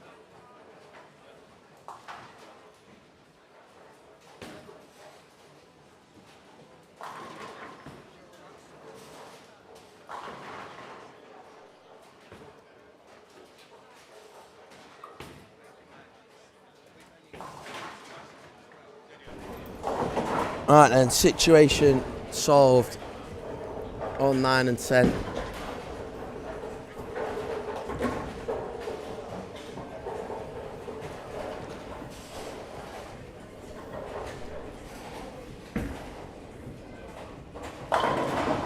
Greg starts off with a strike. We're going to stick with him. We're going to see, as soon as he messes up and leaves a 10 pin and misses the 10 pin, we're going to give him abuse. Because that's what we're here for, really.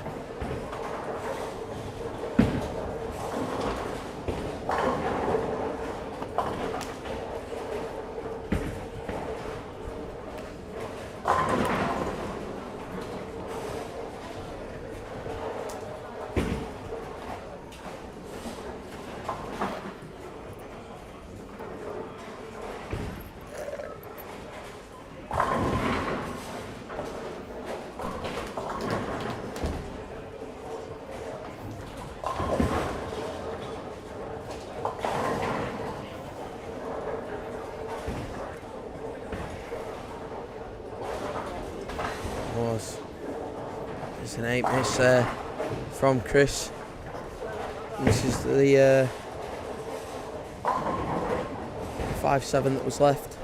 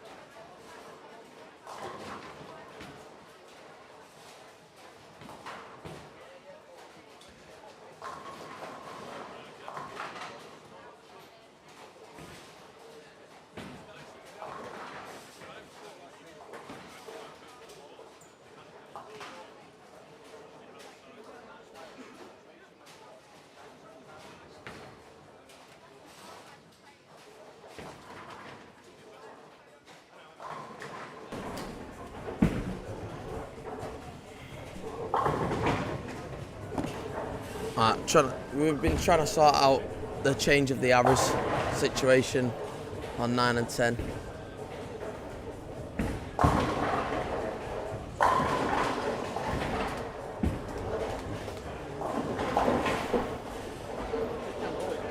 Eh?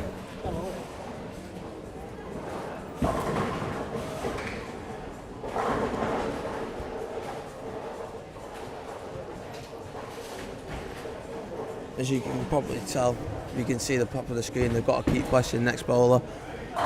So because of that, we might as well come back over to 13 and 14 and see how it's going on over here. Jacob's going along nicely, he's clean through 5, 2 strikes in that.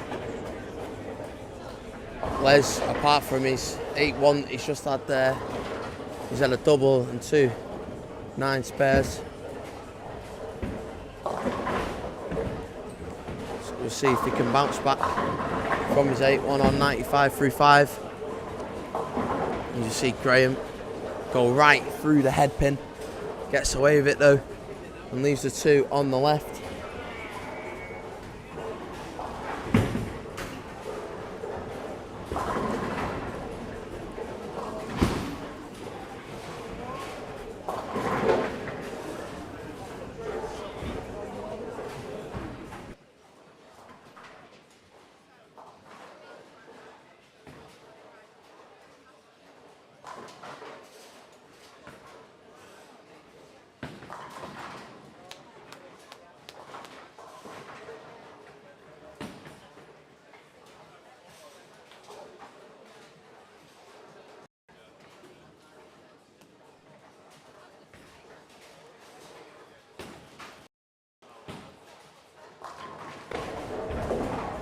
Alright then, let's see what Jacob can do here.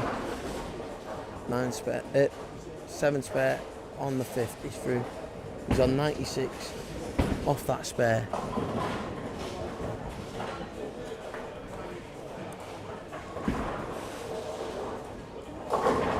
Into the pocket nicely, gets a nice mix, he gets the strike there for Jacob. 116 now, but obviously on that strike, so that's going to improve.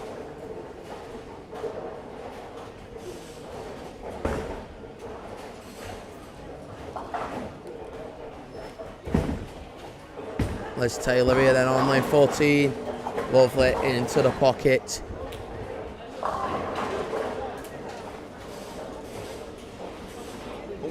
Looks like the scores have been updated then through the 4. Get the scores up, give you an update.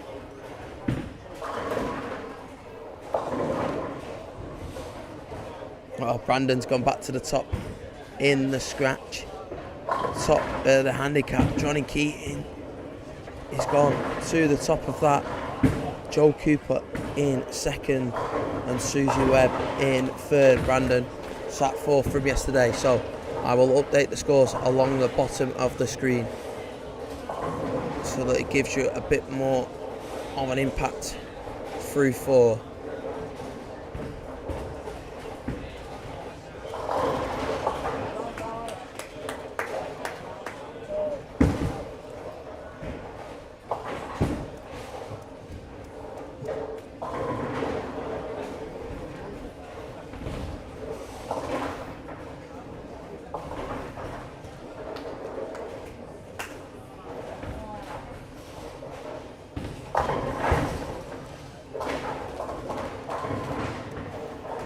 Jacob on lanes 14 then. What can he do after getting a strike in the 6th frame?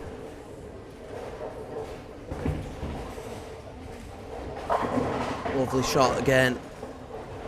Gets the strike and he's bowling well. Here's the young lad.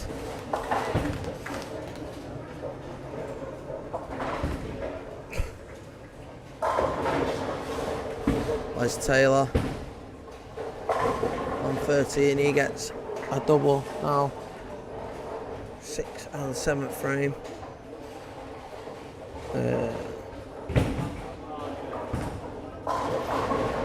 Trying to do maths while doing commentary is not fun whatsoever.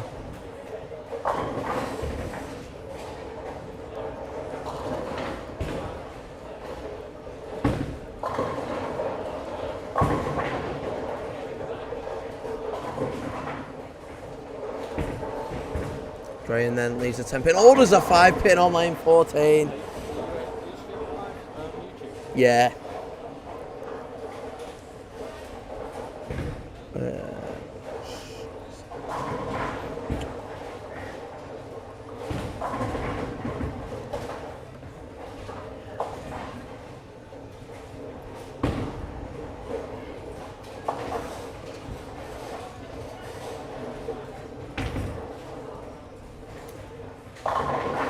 I'm going to post on the BTBA tour page.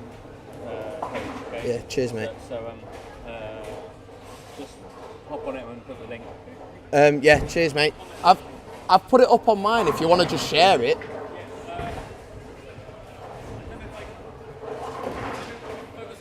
Yeah, no probs, mate, no probs.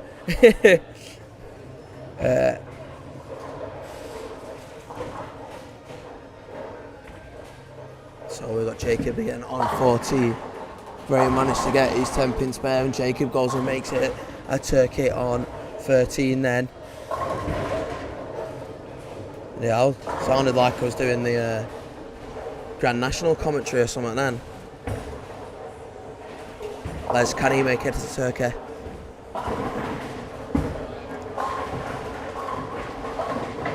Ozan puts it nicely into the pocket. He's made it a turkey now. After leaving that open in the 5th, he's going along nicely. Looking for a big finish in what is his 5th game.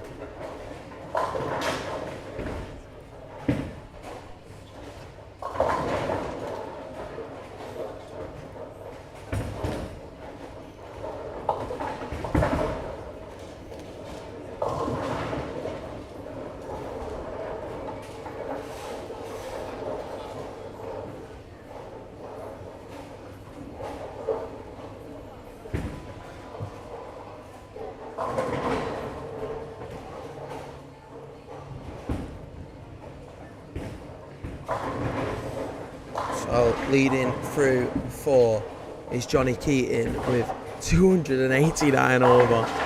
That's obviously with handicap. Then in 2nd place is Joe Cooper with 261 over. In 3rd place is Susie Webb. Find out how many over she is in a moment. Maths and commentary don't mix. I will tell you that for a fact.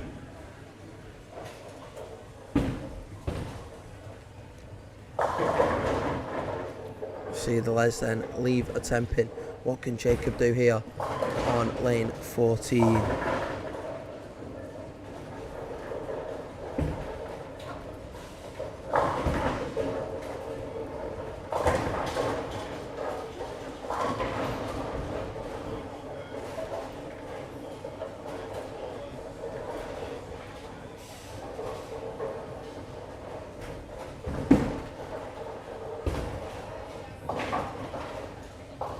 As Les picks up his spare.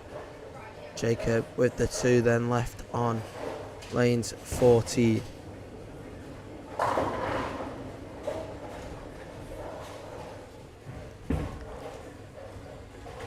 Picks it up nicely, nice shot from the young lad. What can Graham Hepworth do then on 13? Can he get the strike through the head pin? Heather again.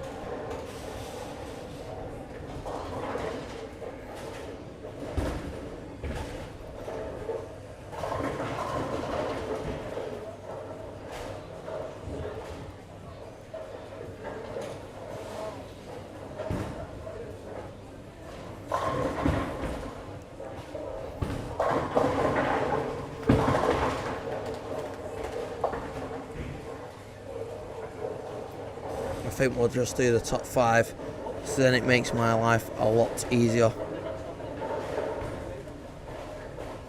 5th place, the lad that we've just seen,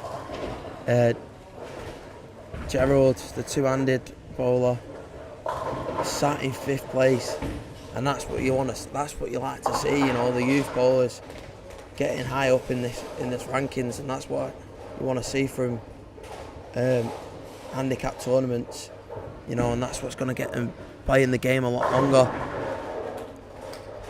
It is really good to see.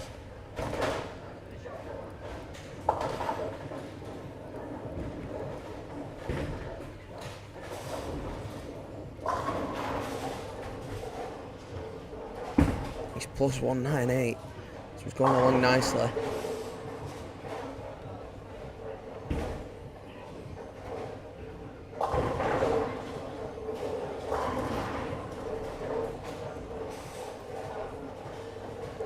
if you want to help out Lancashire as well, the Lancashire Foundation, Lancashire Tenpin Bowling Club, and the link is in the description. Any little helps with youth bowling and the growth of the sport, so it just shows that the money will be spent wisely and to a good cause. We'll switch over to 9 and 10 then. Once we see Leslie's shot, he leaves the 4 pin. We'll go over to 9 and 10, see what Simon does. Leaving the 10 pin, and this is what's going to hold up the day's play. 9 and 10 really far behind, still got another 5 frames to go. But Greg Stratton, I don't know if he can just about make it out on the screen. Lane 10, he's gone through the first 6. Could we see a 300 after what he said will be fueled up through the Fox's biscuits?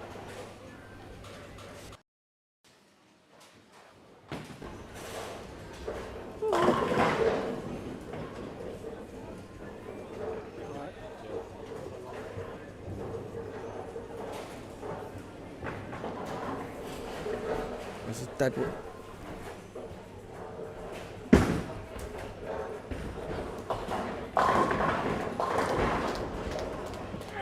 He needs to get rid of the dead wood. Richard!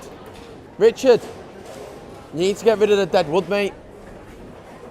You have to get rid of the dead wood out of the gutter.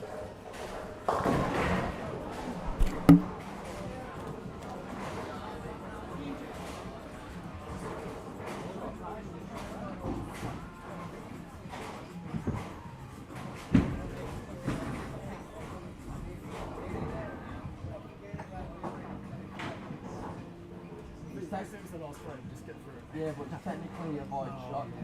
So.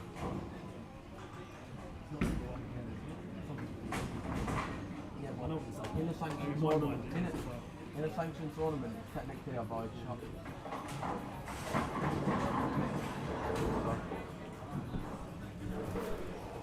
Oh no!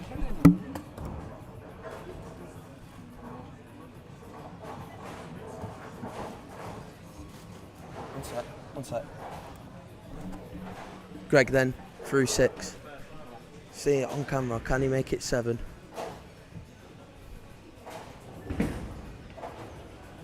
Yeah, he can make it 7. Doing well. He didn't want to leave any 10 pins, you see, because he couldn't spare on the game before, on the shot before. Right then, we've just been handed the Oxy's paper. 146 to start. Yeah. That's poor. That. I was still asleep. What? 159, 212, 191. 182 on the biggest shot in the world. And you've just been on 17 and 18, haven't you? Yeah.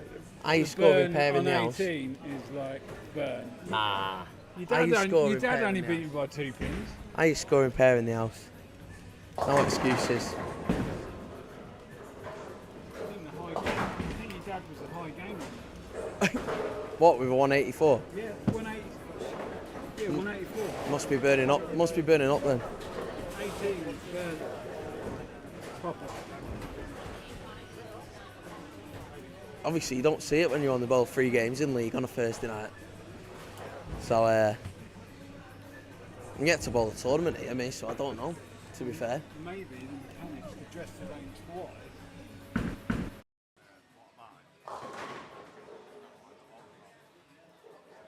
Oh, so you're gonna get, it's the geography of the centre. No, yeah, it's the geography of the centre. Your dad can't find his way to a hotel. No. The machine's fault. No.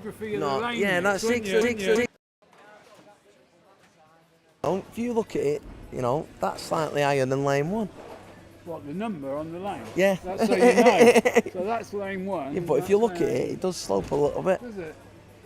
Or is it like, ever so like slightly. Pitch at, ever so slightly. Preston, is it? Where the, no, it's not that bad. It's not that bad.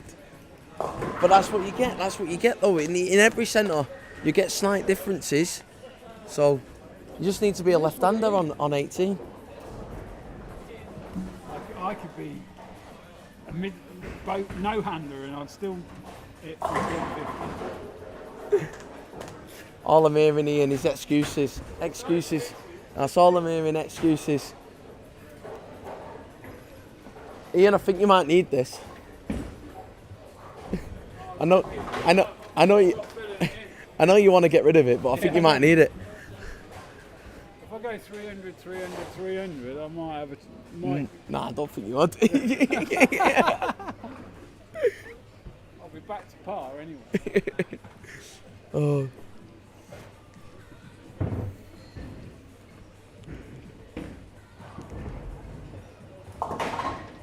Ooh, nearly gets that there, does Chris. It's a shame that Simon can't bowl on lane 10 because they've got to wait for Greg to bowl before they change next bowler.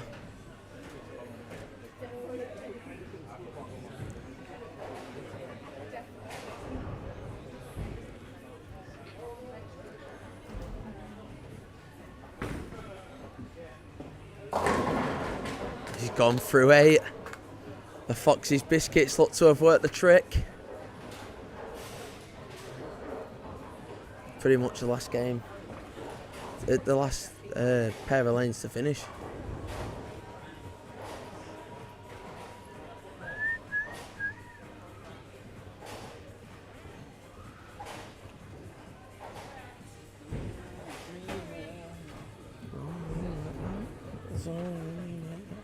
I'm surprised they've got the music on. I'm surprised they've got the music on. I'm surprised they've got the music on. I had it on yesterday, it was booming out. Yeah. Simon then goes and gets a strike on lane 8. I don't mind it, mate. It settles me down.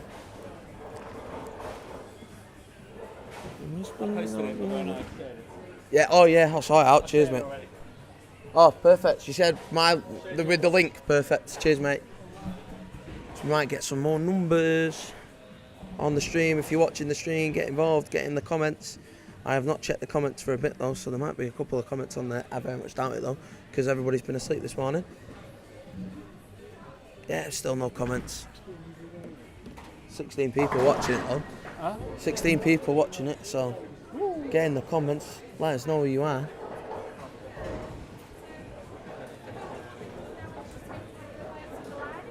How did you get on that one, Susie? Oh, dropping off, dropping off. That's what you need to do. Sat third at the moment. Third at the moment. Well, obviously I don't know that one. That one's not been inputted in the system, has it? But third through 4. Yeah. Easier said than done, knowing it.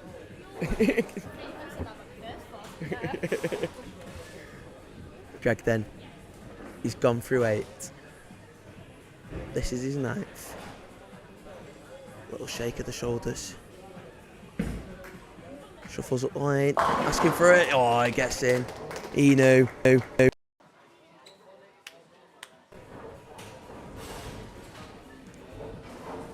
man that got the first 300 in this centre as well. Second 300 was shot yesterday. I believe. I'm pretty certain that's correct.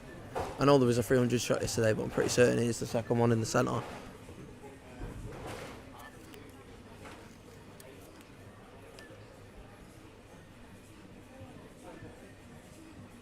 Better call his dad quick so he fucks it up. He's saying it's the power of the Fox's biscuits. Yeah. He ate a full pack of Fox's biscuits before he went on that lane. Right. I'm glad I ain't ate a box of packet of Fox's biscuits. I'll be like in a coma with glucose. You'll be stabbing me with about 7 insulin pens. Simon Ogden, can he make this spare? 4 pin left up. Should be easy enough for Simon.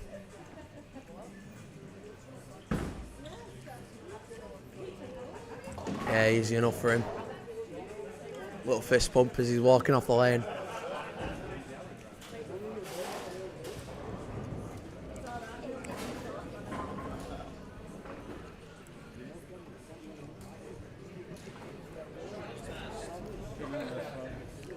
think the lanes need to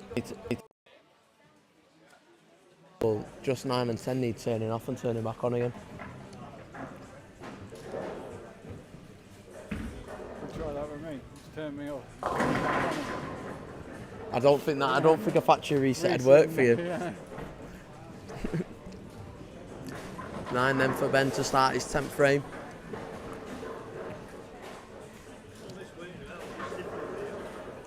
It's called getting old, Ian. Thank you. Oh, Ian saying that he's stiffening up. You only ever hear that from the seniors. The older seniors. Well, I don't know. Yeah, all you hear is that from my dad. There's any excuse. Spare then for Ben to start his 10th frame. What can Chris do? Misses the head pin, goes through that 3 pin. Gets a good 8 though.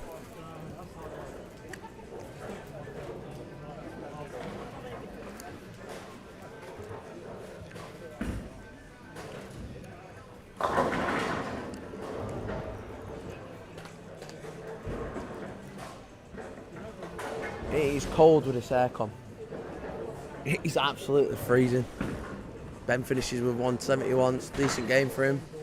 Chris misses the 2. He finishes up with 131.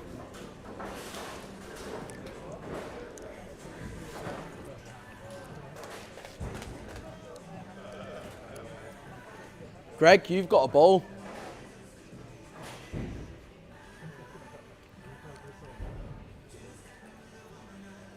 No pressure, but the whole bowl stopped. It's gone through 9. It's the 10th frame. Had the first 300 here, did Greg. First 300 of Altrincham. If he gets this one will be a sanctioned one, so we get a nice little certificate. You got one of them.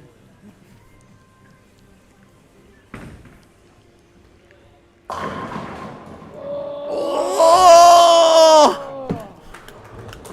4 pin wobbles. Oh, lovely. Thank you very much.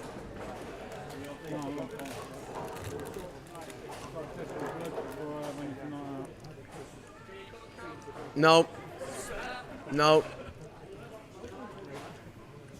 Really had to put her hand up for the spare. It's not a 5 Even pin. though it's not a Do you know 5 what? It'd have been great if he'd have left the 5 pin. That'd have been funny, but. Do you know what? You got to give credit to Steve K because he kept the tournament at the same pace now. Because they was really far ahead. Greg makes a spare then.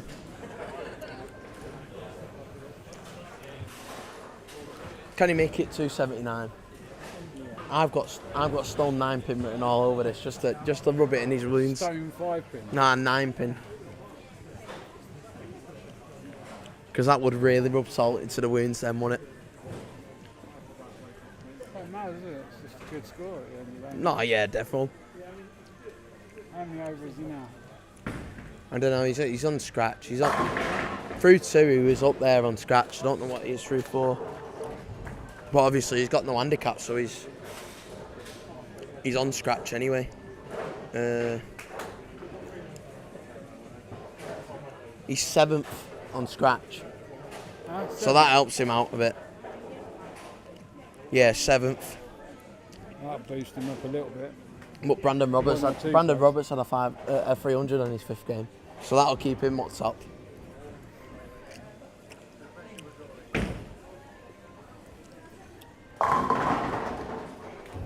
Simon then starts his 10th frame with a strike. 193 as it stands.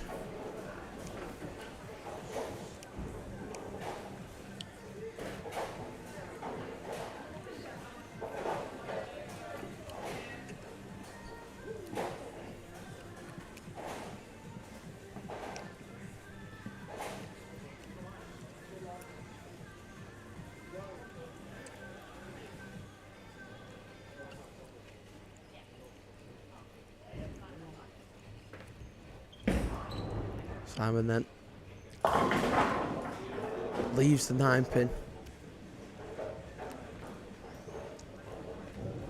And he spare it up for a 203 then.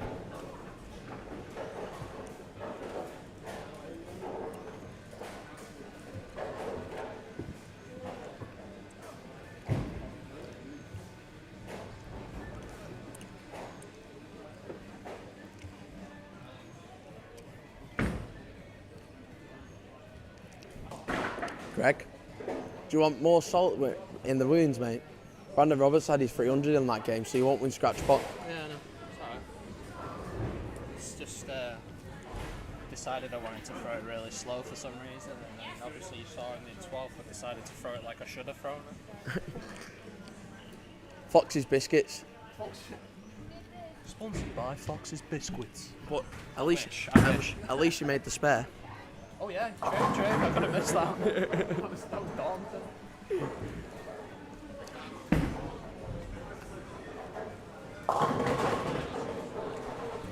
Right then, next game started on 13 and 14. I'll leave you with that while I just sort some out.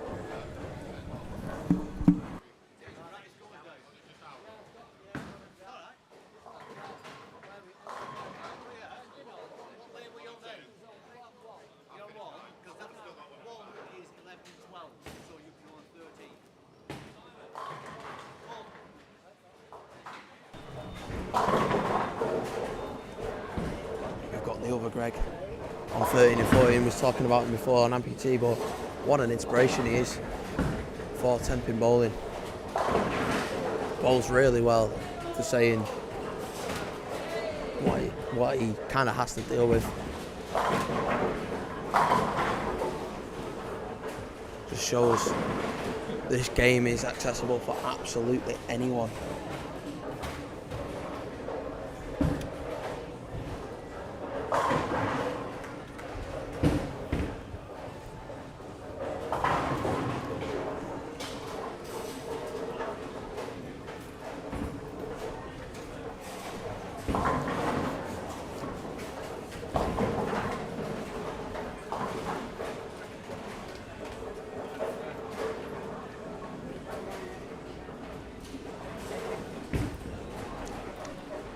Talking to Greg then. I love his shirt. Good little design on the back of his shirt, that. Nice revs into the pocket. And he'll start this 6th game with a double.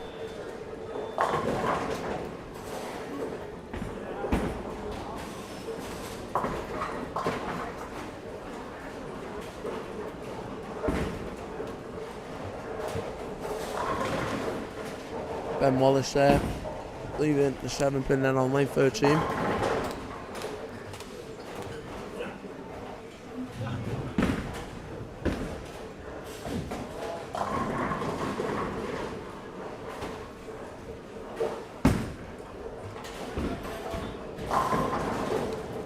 that 7-pin still standing then. Ends up missing that spare.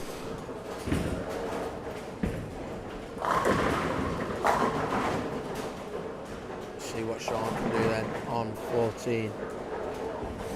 Struck first.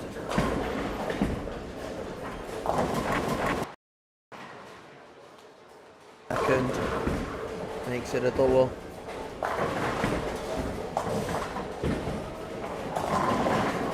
Can Dean join him? Can he make it a double as well? Looks a bit wide, that one for me. And that's what it was.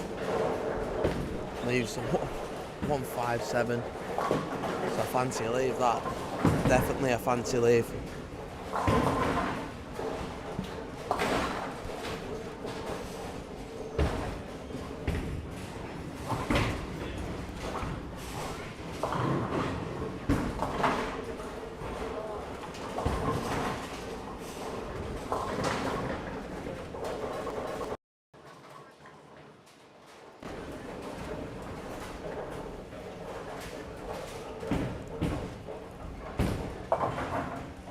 Nearly gets the spare over there, Justine, but takes the 2.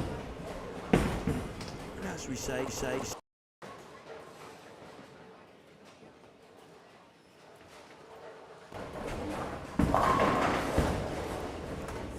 Ben Wallace missing that single pin again.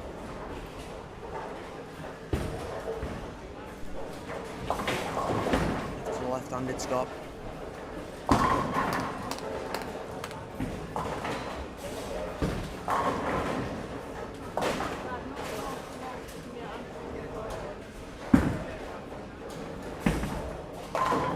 Whoa, it's Greg so unlucky not to make it a turkey to start his 6. Leaves a 7 pin.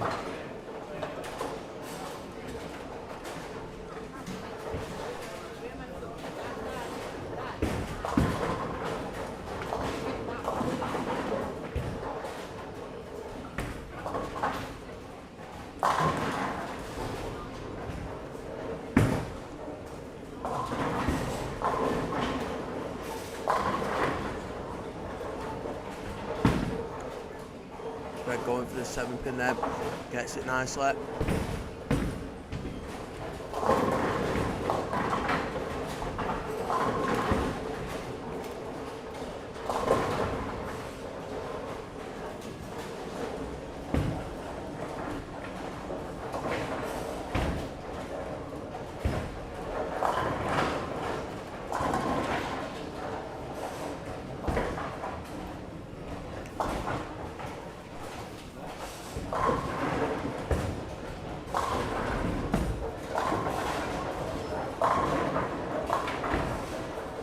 Just to,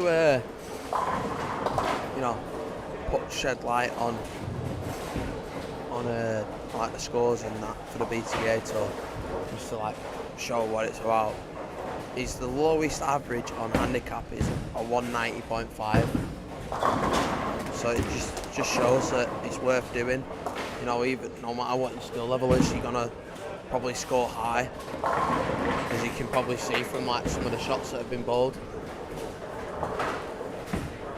A nice strike then from Ben.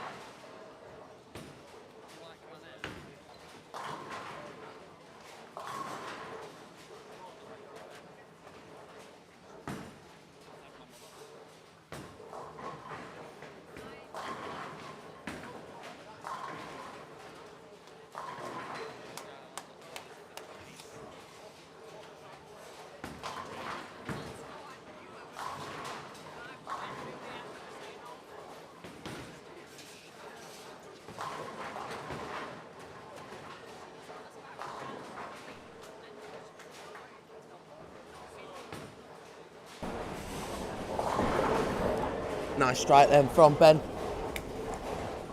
to start in his 6th frame.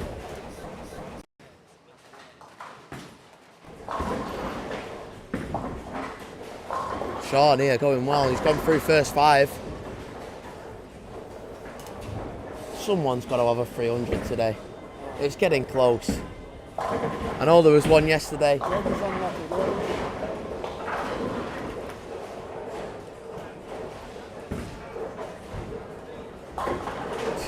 It literally, as I mentioned it, he goes and leaves a 10-pin.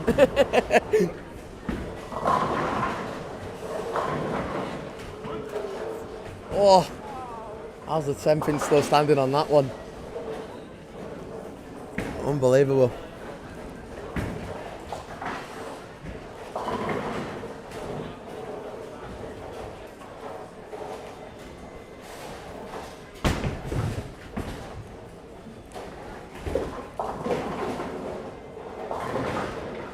And then can Sean get the spare after going through the first 5? Yeah, picks up the 10-pin nicely. He'll still be on for that 279 then.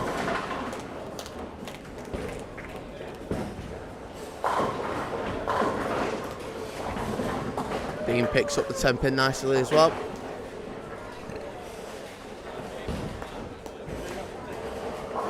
Bouncing back nicely from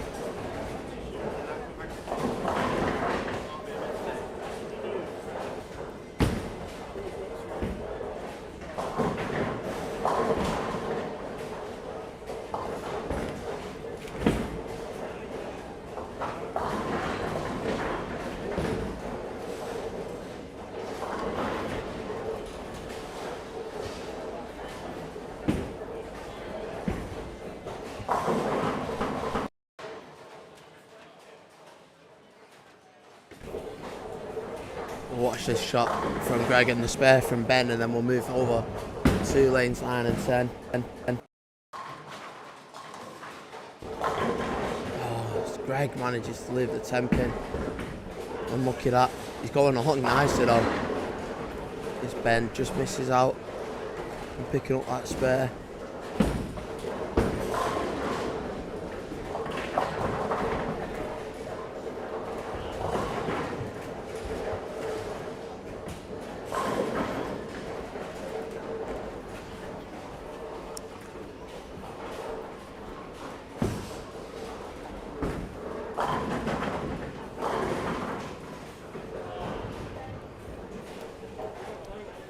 Greg then, can he pick up this 10-pin? Yeah, nicely done on Greg.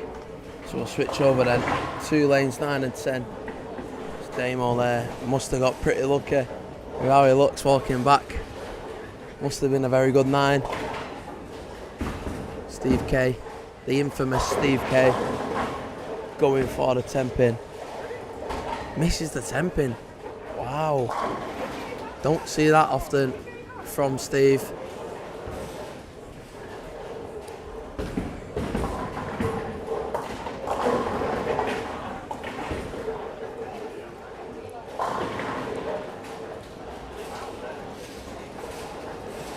Damo picks up his spare though.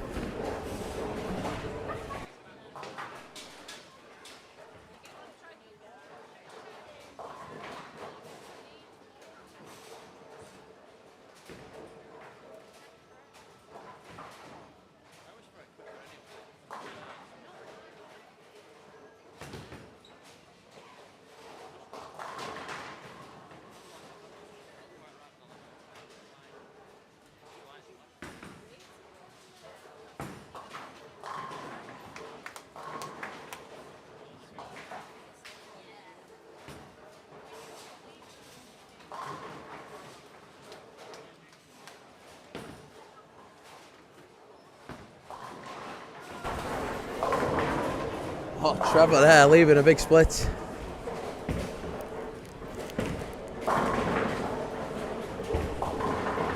Gerald's going along nicely, and Damo gets away with it again. Twice now.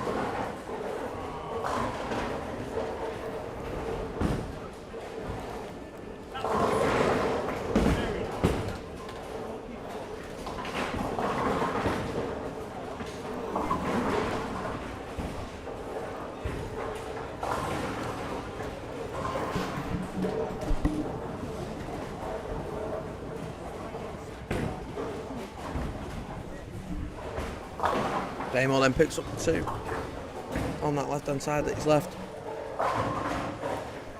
And now I'm going to have a conflict of what I'm watching, because I've got the women's football. It's on City versus Arsenal, and apparently City are winning. And it's only been 12 minutes in, and that is what we love to see, eh?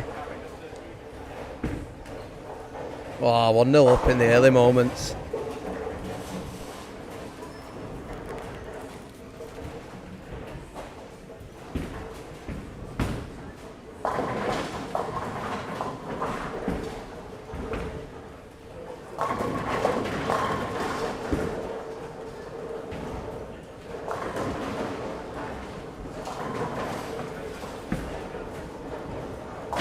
Steve Kate missed it once, he does not miss it twice. What a bowler. Trevor Lampro then, through the nose. Good 7, and you've got to say,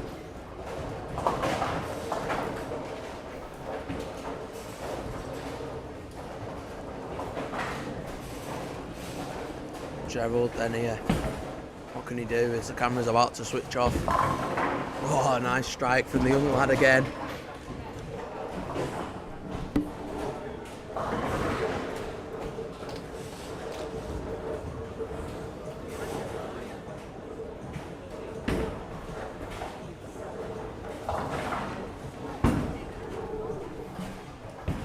Oh, the camera's running out, the battery's running out as well.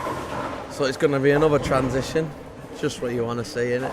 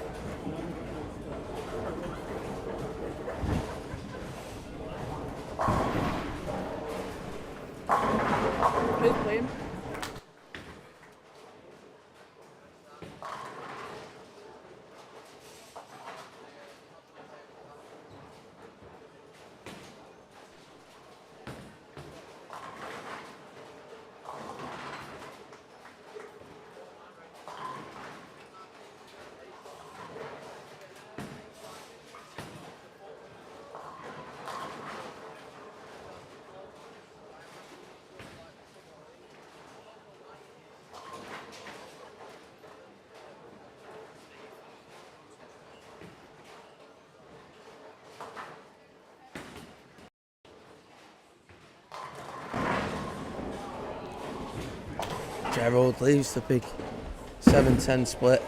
He was unlucky there, to be fair to the young lad.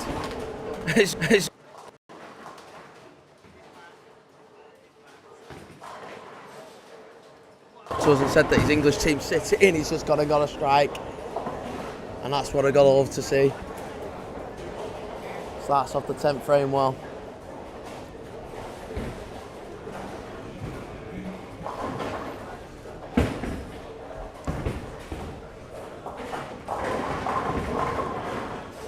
Picks up the 7 pin nicely. Looks great, but he's finished off on a good game at 2:15. Decent game that.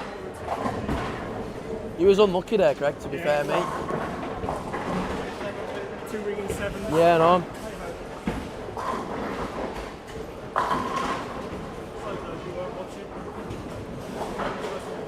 Ben goes double in the 10th. Finishing off nicely is Ben.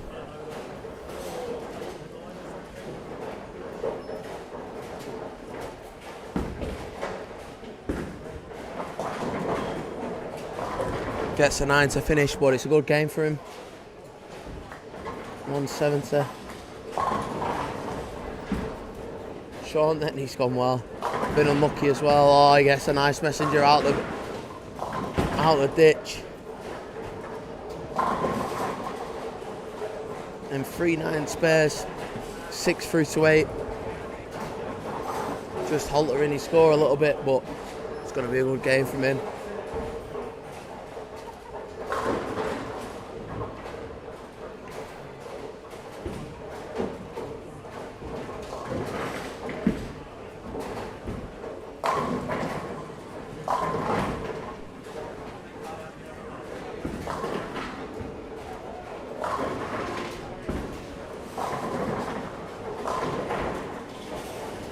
Sean then, after starting off his 10th with a strike, can he match it?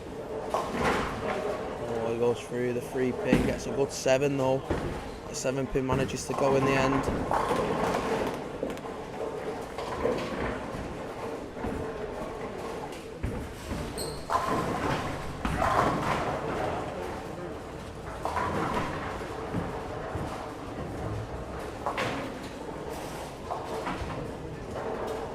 Nice spare then from Dean. Oh, picks up the 3 pins at the left nicely. And it's a clean game from Sean and a big 244. A good game.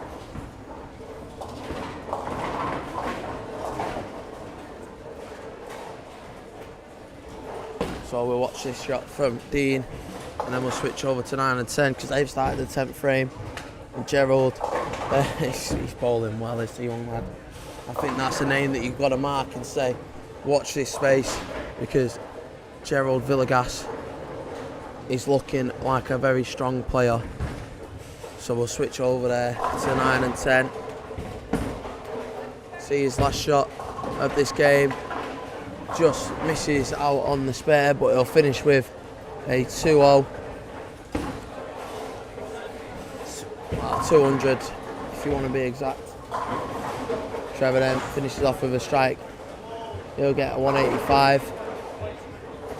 And for saying that Gerald is a 13-year-old two-handed bowler, I mean, you've got to watch that space for him. Very, very good from what I've seen. Damo then starts his 10th frame off with a strike.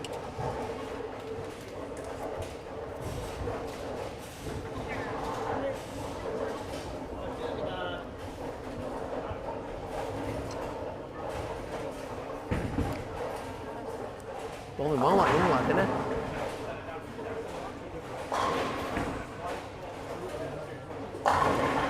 Steve K then, trying to start his 10th. Wouldn't really expect nothing else from him.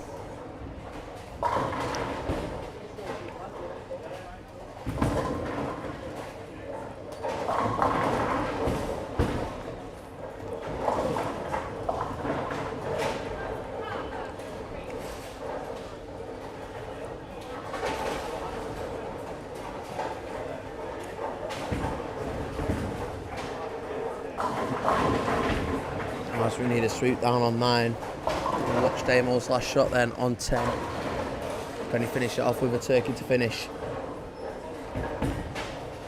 Can he finish off strong? Yeah, he finishes off strong then. So that means that he will finish with a 176.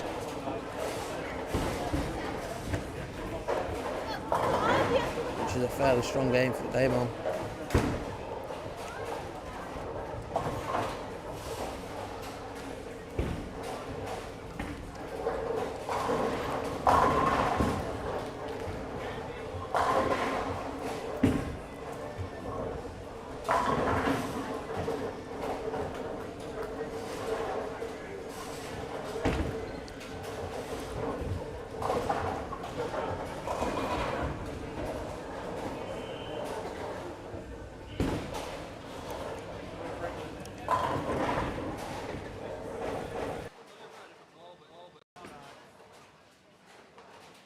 On lane 9.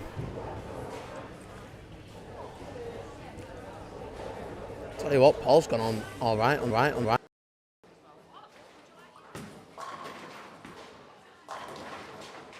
Going the 10th. Steve K. 247. Unreal bowler. For you, they are. Yeah. We're winning. Yeah, 1-0. No, get in. So as soon as there's no bowling on our 2 pairs of lanes, I might as well report on the fort.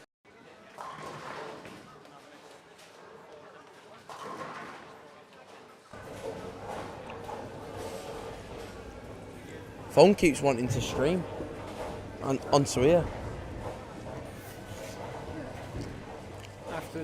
After the whooping that we gave Liverpool yesterday.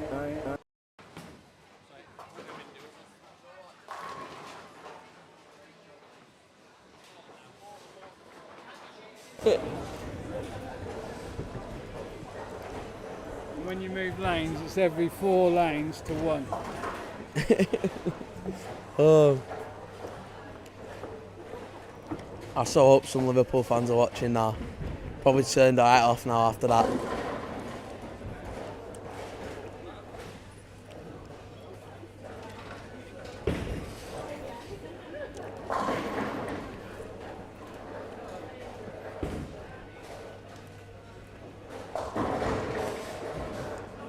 How's he getting on? Do you know where he is in the standings? Yeah.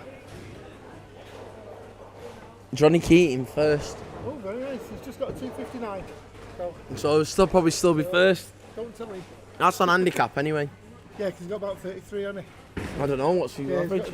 Well, don't know, but he's got 161 as his lowest game. So 161 and then 160 something, I think. And then the rest have all been over 200 crosses. So, doing good? Yeah, he's doing alright. What, you had 2? Oh, 260. Back on it.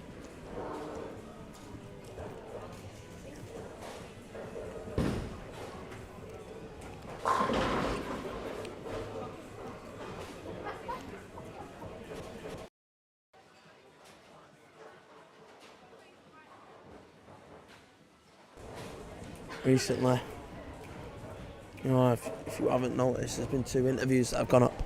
Well, this one and Callum Simons, who's currently over with the EYC squad as the coach.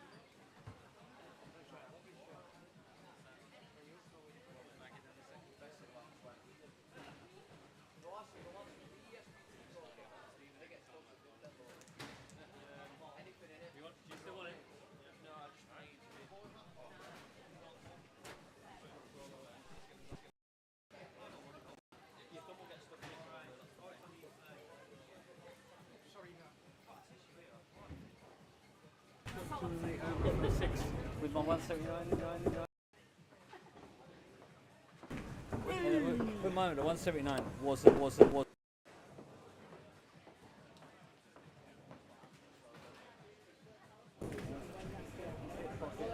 of 10 shots. Two buckets within the first few frames. It can happen with patterns like this though. How many people you got? Anybody? Not about 16 to 20 has been the highest. It's been averaging around like 10 though. Yeah, but you don't. But there's a lot of tournaments on it there and stuff, so. Yeah, well, people are playing. Yeah. But you get how many more? What's your? The ESB, the last ESBT was close. Was getting on to nearly 50. So. Be interesting to see how many people tune in for the Resdev next week. Yeah. I like the Resdev. There's a lot of entertainment from the senior bowlers in the Resdev. How How long does it take to get the roaster from here? Currently drilling on the white. Well, yeah. Where is it, Bromborough? Yeah. That's about an hour. Petrol 30 squads come up Sunday morning. Yeah.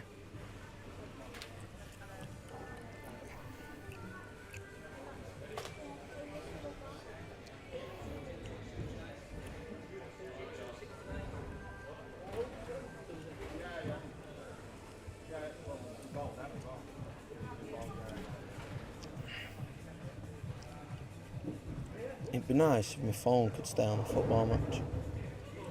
I'd enjoy that. So as well, while we're on it, while there's a change in lanes, might as well plug the fact that we're trying to help out Lancashire for what is the Lancashire Open here. If you can help in any way, shape or form, link is in the description for the GoFundMe. Try and help out sport, help out youth bowling here in Lancashire.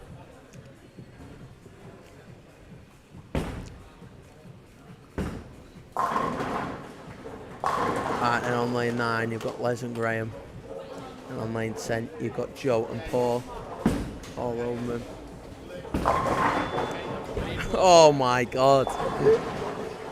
Joe starts off, hits the pocket, loses 7-10. I need more Fox's biscuits. Why did you not have a good game last time?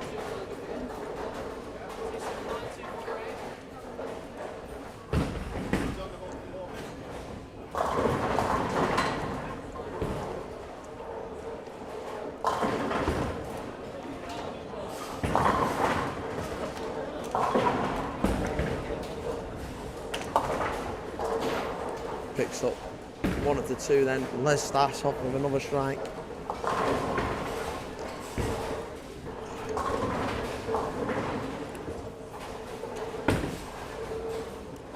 Graham then, he starts off with a strike as well.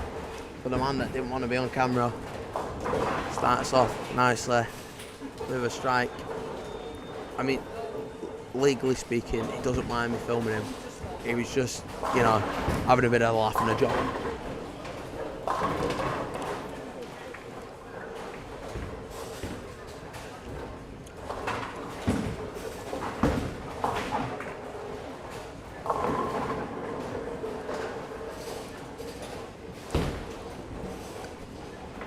All over him then, otherwise known as Lobbers to many. That second arrow line comes in, leaves a 7-pin.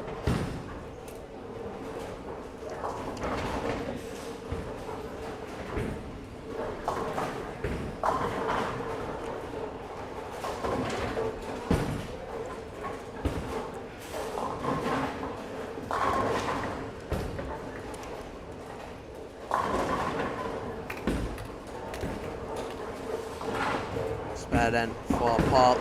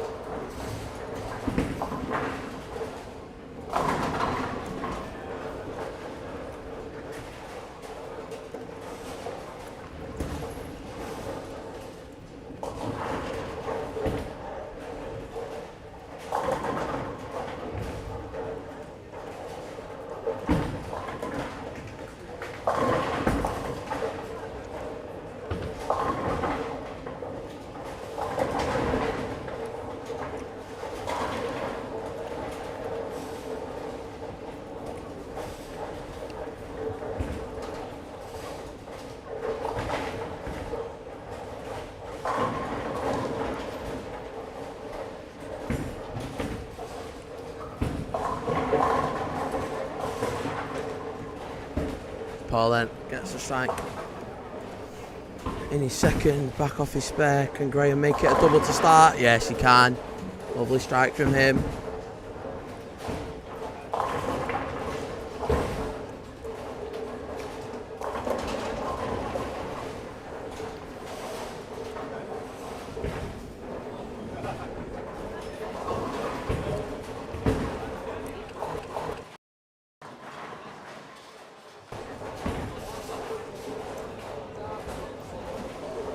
fucking Joe doing, and then unlucky with that 7-10 split to start. Gets a strike in his second, gets a strike in his third then. See what Les Taylor can do.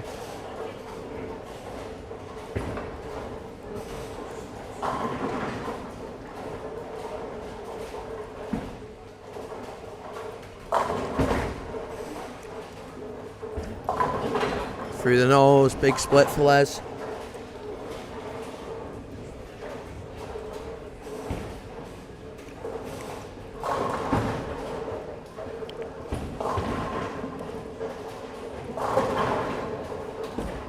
Oh, then, that second arrow. Looks like it's coming back nice. Lemis. 10 pin.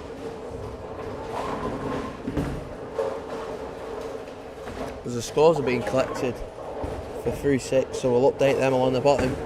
The scores along the bottom are for scores through 4.